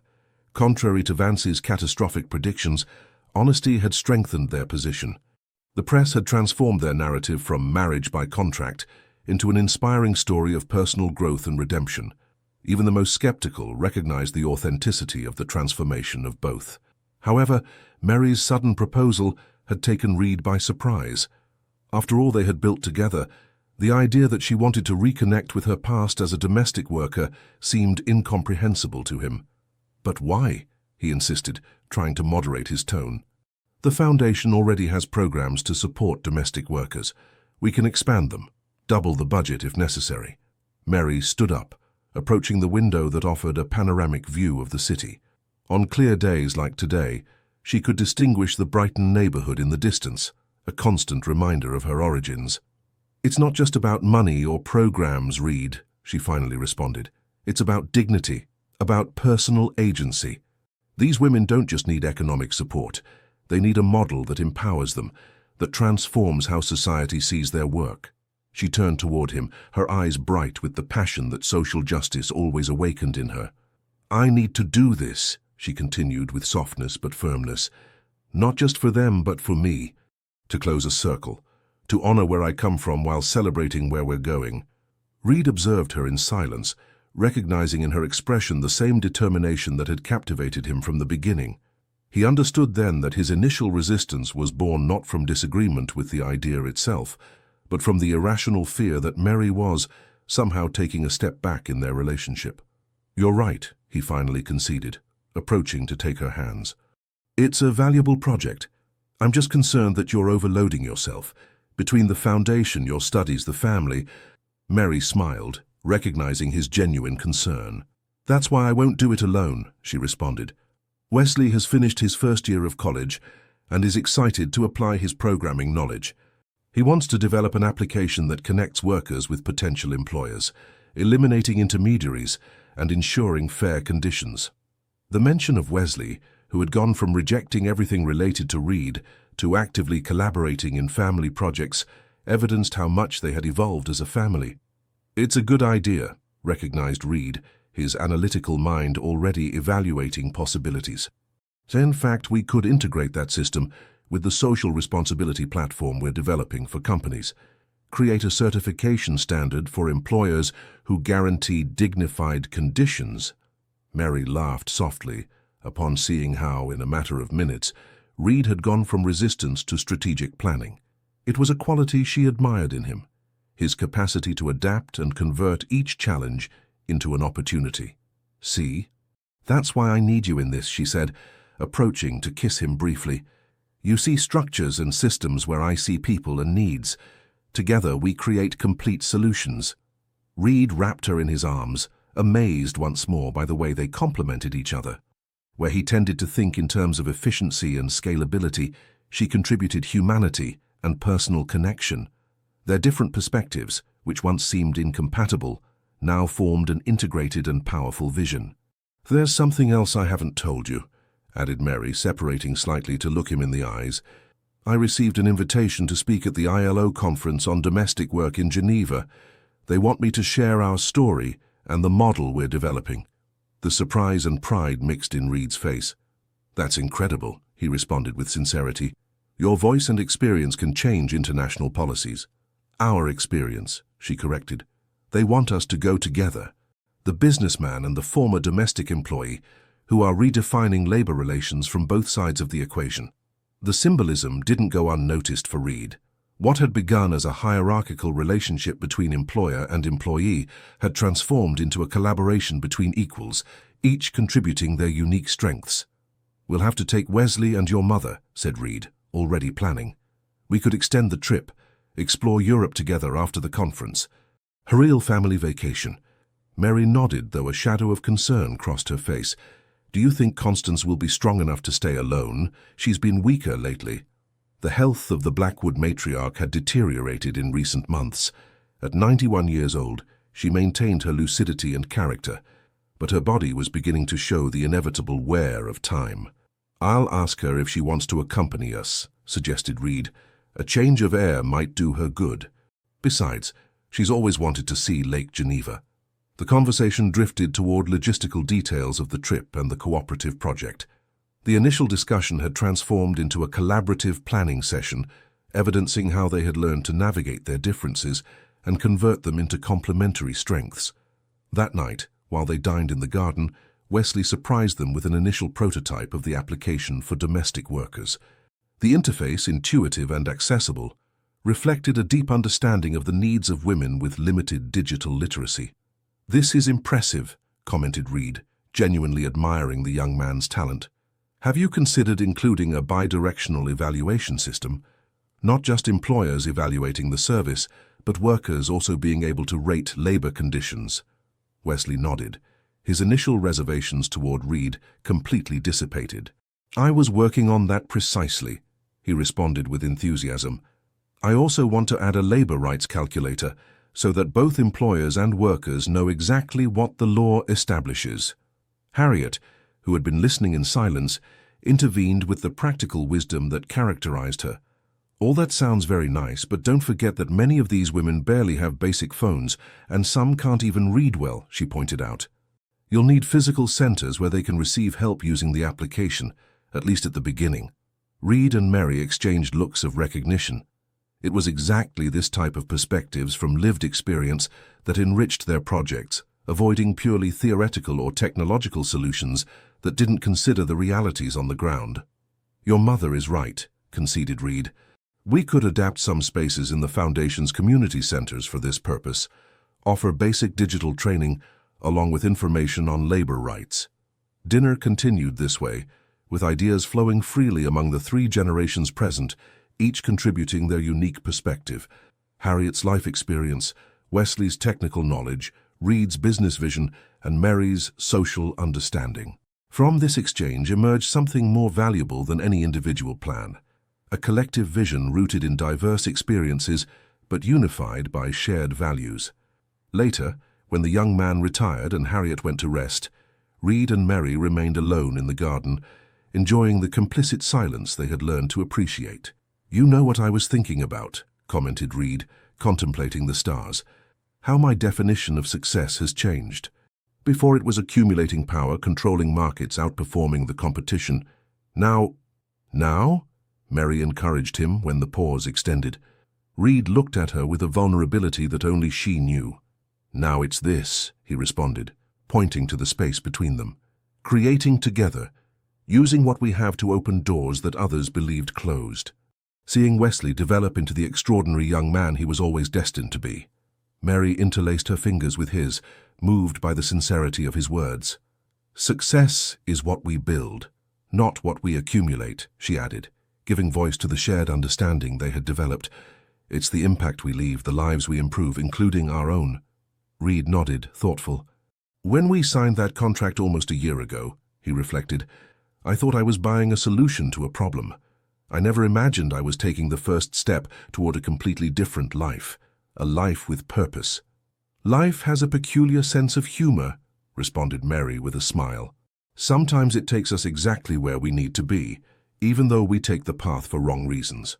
Seated under the starry sky of New York, they understood that their hearts, once limited by boundaries of social class, cultural expectations, and fear of vulnerability, now beat free of these restrictions.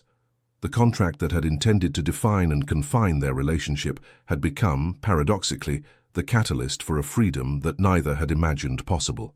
What began as a commercial transaction had transformed into a shared journey, a commitment not to a legal document, but to a vision of what they could build together, a love that transcended contracts and crossed all boundaries. The Grand Hotel Kempinski in Geneva gleamed under the spring sun, its historic facade reflecting in the calm waters of Lake Geneva. In the presidential suite, Mary nervously adjusted the collar of her blouse as she prepared for the inaugural conference of the International Congress on Dignified Domestic Work. You look beautiful, assured Constance from her comfortable armchair by the panoramic window.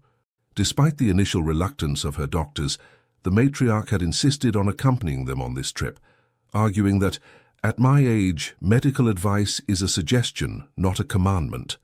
Mary smiled at the old woman, whose presence had become a fundamental pillar in her life. The relationship between them had flourished into an almost maternal bond, transcending the unusual circumstances of their meeting. I'm nervous, confessed Mary, adjusting for the umpteenth time her hair gathered in an elegant bun. I'll speak before ministers, international experts, UN representatives. And you'll do extraordinarily, intervened Reed, entering the room with a small velvet case. Because you'll speak from lived experience, not from theory. He approached her, opening the case to reveal a pair of emerald earrings that matched the family ring that Mary now permanently wore. A good luck gift, he explained, as he delicately placed them on her, though you don't need it. The gesture, so intimate and considerate, momentarily calmed Mary's nerves. In the 15 months since they had signed that initial contract, Reed had learned the language of her love, small acts of consideration that meant more than any ostentatious gift. Constance observed the scene with evident satisfaction. For her, who had witnessed the birth and evolution of this unusual relationship, each demonstration of genuine affection between them was a confirmation of her initial instinct that under the most improbable circumstances, an authentic love had emerged. My Cornelius would be proud, commented the old woman with nostalgia, referring to her late husband. He always said that the true heritage of the Blackwoods wasn't in properties or companies, but in our capacity to reinvent ourselves when life demanded it. At that moment, Wesley entered the suite, visibly excited. At 18 years old, the trip to Europe represented not just an adventure, but a symbol of how far they had come as a family. Mum, I just saw the list of attendees, he announced, holding his tablet. There are representatives from 25 countries. And after the conference, delegations from Brazil and Colombia want to meet with you to implement models similar to our cooperative. Mary breathed deeply, assimilating the magnitude of the moment. What had begun as a personal project to honor her roots had become a movement with potential international impact.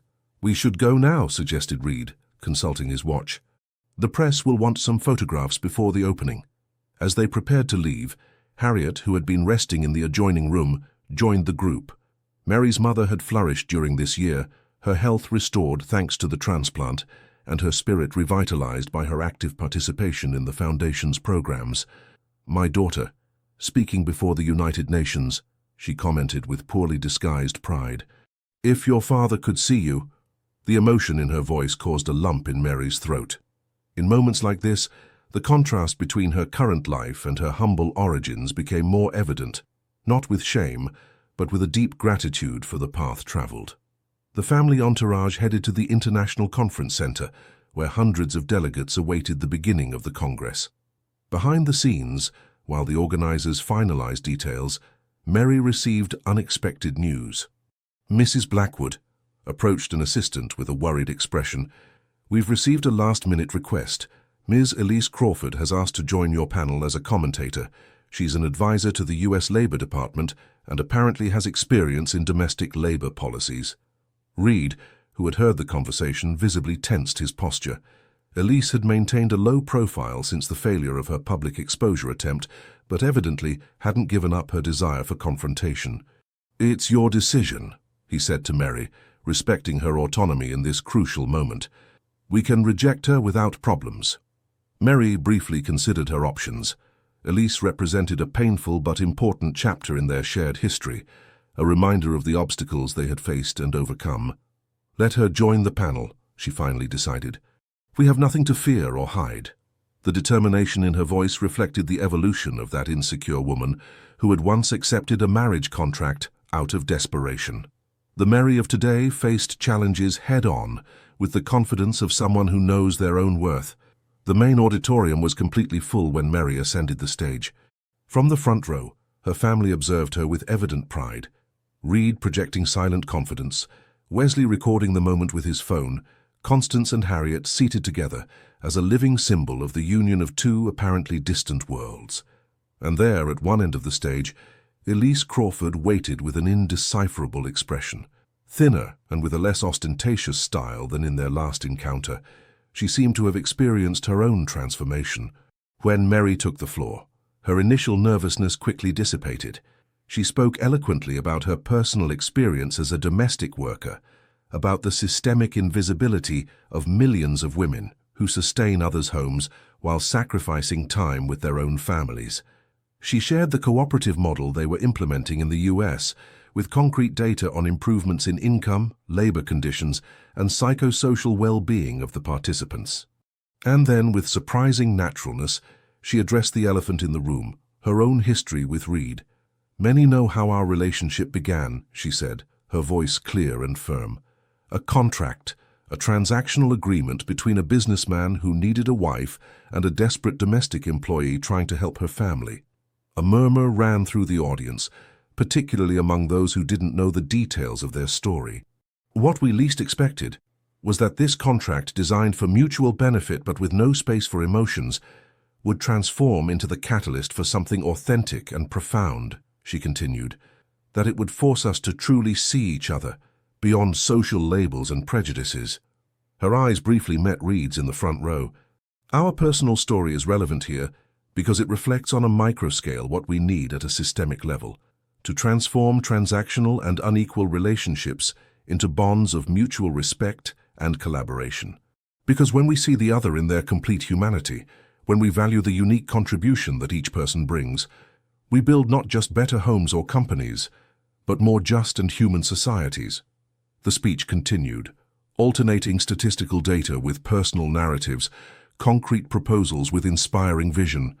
When it finally came time for the commentators, all eyes fixed on Elise, anticipating confrontation. To general surprise, Elise's tone was reflective and professional, almost conciliatory. She offered complementary perspectives from the American experience, highlighted strengths of the Blackwood model, and even suggested potential collaborations. Only a slight trembling in her voice when directly referring to Mary betrayed the underlying emotional complexity.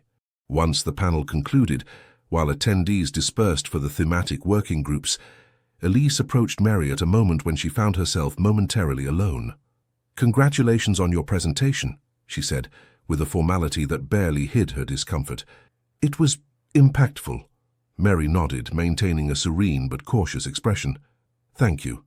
Your comment about social protection systems was particularly relevant." An uncomfortable silence settled between them, laden with untold stories and partially overcome resentments. "I wanted to tell you," Elise finally began, carefully choosing her words. "I admire what you and Reed have built. It wasn't what I expected when I tried to, well, expose you." The unexpected vulnerability in her voice took Mary by surprise. This wasn't the arrogant and calculating Elise she remembered. "Sometimes our worst intentions produce unexpectedly positive results," responded Mary, without hostility, but without naivety. "Your intervention forced us to face our truth publicly, and that liberated us." Elise nodded, a sad smile curving her perfectly made-up lips. "Life has a peculiar sense of humor," she commented, unconsciously echoing words that Mary had shared with Reed months ago. "I lost Reed trying to get him back, and you completely won him when you were willing to let him go." Before Mary could respond, Reed appeared at her side, his posture protective but not aggressive. "Elise," he greeted with professional neutrality. "Interesting perspective you shared on comparative labor legislation." The tension was palpable. Three people connected by a complicated past, but apparently willing to maintain present civility. "I must go," announced Elise after a brief exchange of courtesies. "My flight to Washington leaves in 3 hours." As she walked away, she added almost as a reflection to herself, "Be happy. I sincerely mean it."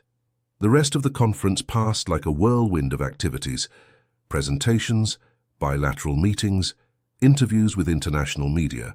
The cooperative model presented by Mary generated genuine interest among delegations from various countries, and the personal story she shared with Reed added an irresistible human element for the press.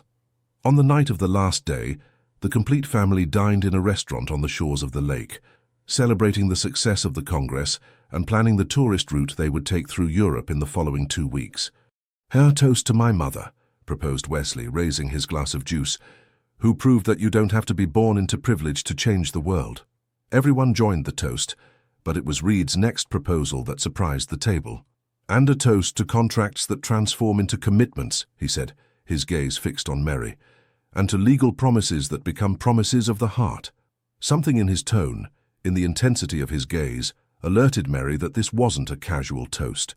Her suspicion was confirmed when Reed rose from his seat and, to the general surprise and evident complicity of Constance, knelt beside her. 15 months ago, we signed a contract for convenience," he began, taking her left hand, where the family ring already gleamed. "Today I want to propose a new agreement, not based on practical needs, but on the deepest love I've known." From his pocket, he extracted not a ring, for she already wore the family jewel, but a small antique key. "This is the key to the house where I was born in the Westport estate," he explained. "It represents not just my past, but the future I want to build with you, not by contract or obligation, but by free and conscious choice every day." Mary contained her tears as Reed continued. "Meredith Sawyer, would you do me the honor of renewing our vows, not as a commercial agreement, but as a commitment of true love, to choose me not out of necessity, but desire, to build together not just a family but a legacy of transformation?" The question hung in the air, though both already knew the answer. It wasn't a question of whether, but of how they had reached this point from that first encounter in an office during a stormy night. "Yes," Mary finally responded, her voice mixing emotion and absolute certainty. "I choose you, Reed Blackwood. Not for your last name or bank account," she added with a complicit smile, remembering her own words from months ago, "but for the man you've become, for who we are together." As they kissed, amid the emotional applause of their family and curious looks from other diners, Mary understood the magnitude of the journey they had undertaken, from a cold legal agreement to a deeply personal choice, from calculated distrust to brave vulnerability. What fate had united for practical reasons, now consolidated for reasons of the heart. The cleaning lady who had once accepted to marry by contract and the millionaire who had discovered true love chose each other mutually, no longer out of necessity but desire, not for convenience but conviction. The final choice wasn't really between staying or leaving, between contract or freedom. It was the choice to recognize that sometimes the most improbable paths lead us exactly where we need to be, and that true love isn't a destination, but a journey one chooses to travel together, day by day. The afternoon sun bathed the extensive gardens of the Westport estate with golden light. where more than 200 guests gathered to witness the vow renewal of Reid and Mary. Unlike their first wedding, a discreet, almost secret event with barely the necessary witnesses, this celebration was a public affirmation of the love that had blossomed between them. Under a majestic century-old oak tree, the same tree where Cornelius had proposed to Constance 70 years ago, a simple but elegant altar had been installed. Wildflowers in white and yellow tones, gathered from the surrounding fields, replaced the costly arrangements typical of New England high society events. In the front row, Constance observed the preparations with evident satisfaction. At 91 years old, the matriarch had insisted on personally involving herself in every detail of the ceremony, from the menu selection to the guest list, which harmoniously integrated people from all the circles that had been significant in the couple's life. At her side, Harriet nervously adjusted her elegant blue dress, still not completely comfortable with high society galas, but determined to represent her family with dignity on this special day. "I never imagined seeing my daughter marry in a place like this," she commented to the old woman at her side. "And even less, marrying for love with the same man she married out of necessity." Constance smiled, the complicity of months of friendship reflected in her gaze. "Destiny has mysterious paths, Harriet," responded the old woman, her wrinkled hand squeezing that of her friend. "Sometimes it takes us exactly where we need to be, even though we take the wrong path to get there." Wesley, handsome in his formal suit, approached the matriarchs. At his newly turned 19 years old, he already showed the bearing of a young professional, his first year of college combined with his work at the foundation having visibly matured him. "Reid is nervous," he informed with a complicit smile. "I've never seen him like this, not even before speaking at the United Nations." "It's different," explained Constance with wisdom. "Before the UN, he was representing a role he knows well. Today he presents himself completely as himself, without armor or facades." The soft music that had accompanied the arrival of guests subtly changed, indicating the beginning of the ceremony. Reid appeared from the main house, walking with determined step toward the altar. Instead of the traditional tuxedo, he wore a light-colored suit that reflected the elegant informality that characterized this new stage of his life. What most caught attention, however, wasn't his attire, but his expression, a mixture of vulnerability and determination that dramatically contrasted with the mask of imperturbable control that had been his hallmark for years. The music changed again, and all gazes turned toward the path flanked by torches, where Mary made her appearance. Her dress, a creation of natural silk in ivory tone, combined simplicity with sophistication, reflecting the evolution of her own style. She wore her hair gathered in a low bun, adorned with small wildflowers that matched her bouquet. She walked on the arm of Lawrence, an old man who had been like a father to her since her own father's death. The decision to include significant figures from her life in Brighton in the ceremony had been a declaration of principles. This celebration wasn't about forgetting her origins, but about integrating all parts of her history into a coherent present. When Mary reached the altar, and her eyes met Reid's, a current of understanding passed between them. The contrast with that first civil ceremony, cold and calculated, couldn't be greater. The judge officiating the ceremony, a close friend of the family, began with words that captured the essence of their unusual story. "We gather today to celebrate not just the formal renewal of a legal bond, but the daily miracle of two people who chose to truly see each other beyond labels and circumstances and decided to build together a shared path." Reid and Mary had chosen to write their own vows, dispensing with traditional formulas in favor of words that authentically reflected their journey together. Where before there was tension and strategic calculations, now there was a deep complicity forged in months of shared growth. Reid was the first to speak, his voice firm but laden with emotion. "Mary, when we met, I thought I was designing a practical solution to a business problem," he began, provoking soft laughter among the attendees who knew their story. "What I didn't know was that I was taking the first step toward my own humanization." He took her hands in his, continuing with growing intensity. "You taught me to see value where I only saw utility, beauty where I only saw function, meaning where I only saw strategy. You transformed my definition of success and my understanding of true power. That's why today I don't renew a contract, but celebrate a privilege. that of walking beside you, learning from you, building with you a life that matters. The emotion in his words visibly moved many guests, particularly those who had known the previous Reid, the calculating businessman who apparently was invulnerable. When her turn came, Mary breathed deeply before beginning. "Reid, I accepted marrying you first out of necessity, then out of gratitude, later out of admiration, and finally out of the most authentic and transformative love I've known," she said, her clear voice resonating in the silent garden. "Our path hasn't been conventional or easy, but it has been genuine." Her eyes shone as she continued. "You saw me when I was invisible, valued my voice when others didn't even listen, and gave me space to grow without losing my roots. That's why today I choose you again. Not for what you can give me, but for who we can be together. For the seeds of transformation we plant each day, not just in our lives, but in the communities we touch." The exchange of rings was symbolic, since Mary already wore the family emerald. In its place, they shared small, significant objects. Reid gave Mary the deed to the house in Brighton, now transformed into the first training centre for the Domestic Workers Cooperative. Mary gave Reid the first piece printed on the 3D printer they had donated to the technical school in Brighton, a small heart with their intertwined initials. The ceremony concluded with a ritual that integrated both family traditions. Constance and Harriet approached together, bringing with them a woven blanket that they placed over the couple's shoulders, symbolizing the union not just of two people, but of two apparently distant worlds that had found points of deep connection. The celebration that followed reflected the same integrating philosophy. Traditional string quartet alternated with a contemporary DJ. Gourmet dishes were served alongside American comfort foods prepared by women from the cooperative.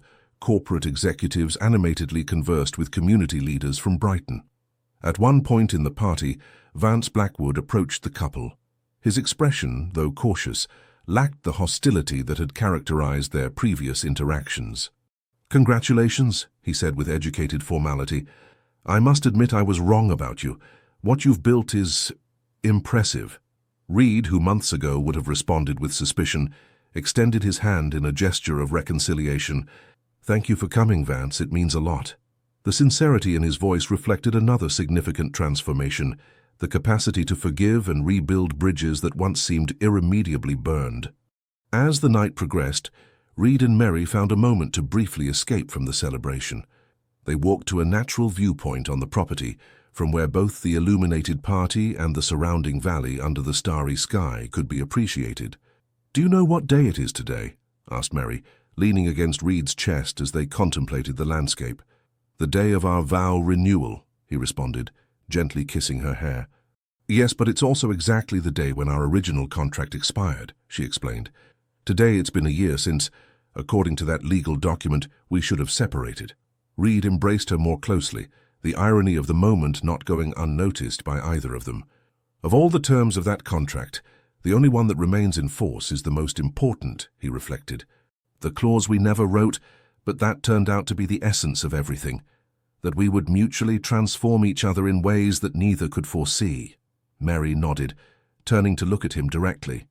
"When I cleaned your office that night, I never imagined we would be here," she confessed, "that I would discover not just love but a greater purpose through you. Not through me," he corrected gently. "Together. That's the difference. What we build isn't yours or mine, it's ours. Like those seeds of transformation you mentioned in your vows." At that moment, from the party, Wesley called them with enthusiasm. The Domestic Workers Cooperative had just received an official notification. Their model had been selected by the ILO as a case study to be replicated in other countries around the world.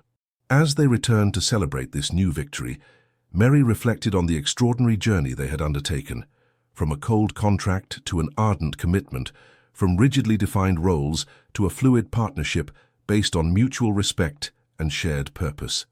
The cleaning lady who had once accepted a marriage by contract and the millionaire who had discovered true love now walked together under the American stars, not as employee and employer, not as rescued and savior, but as equals.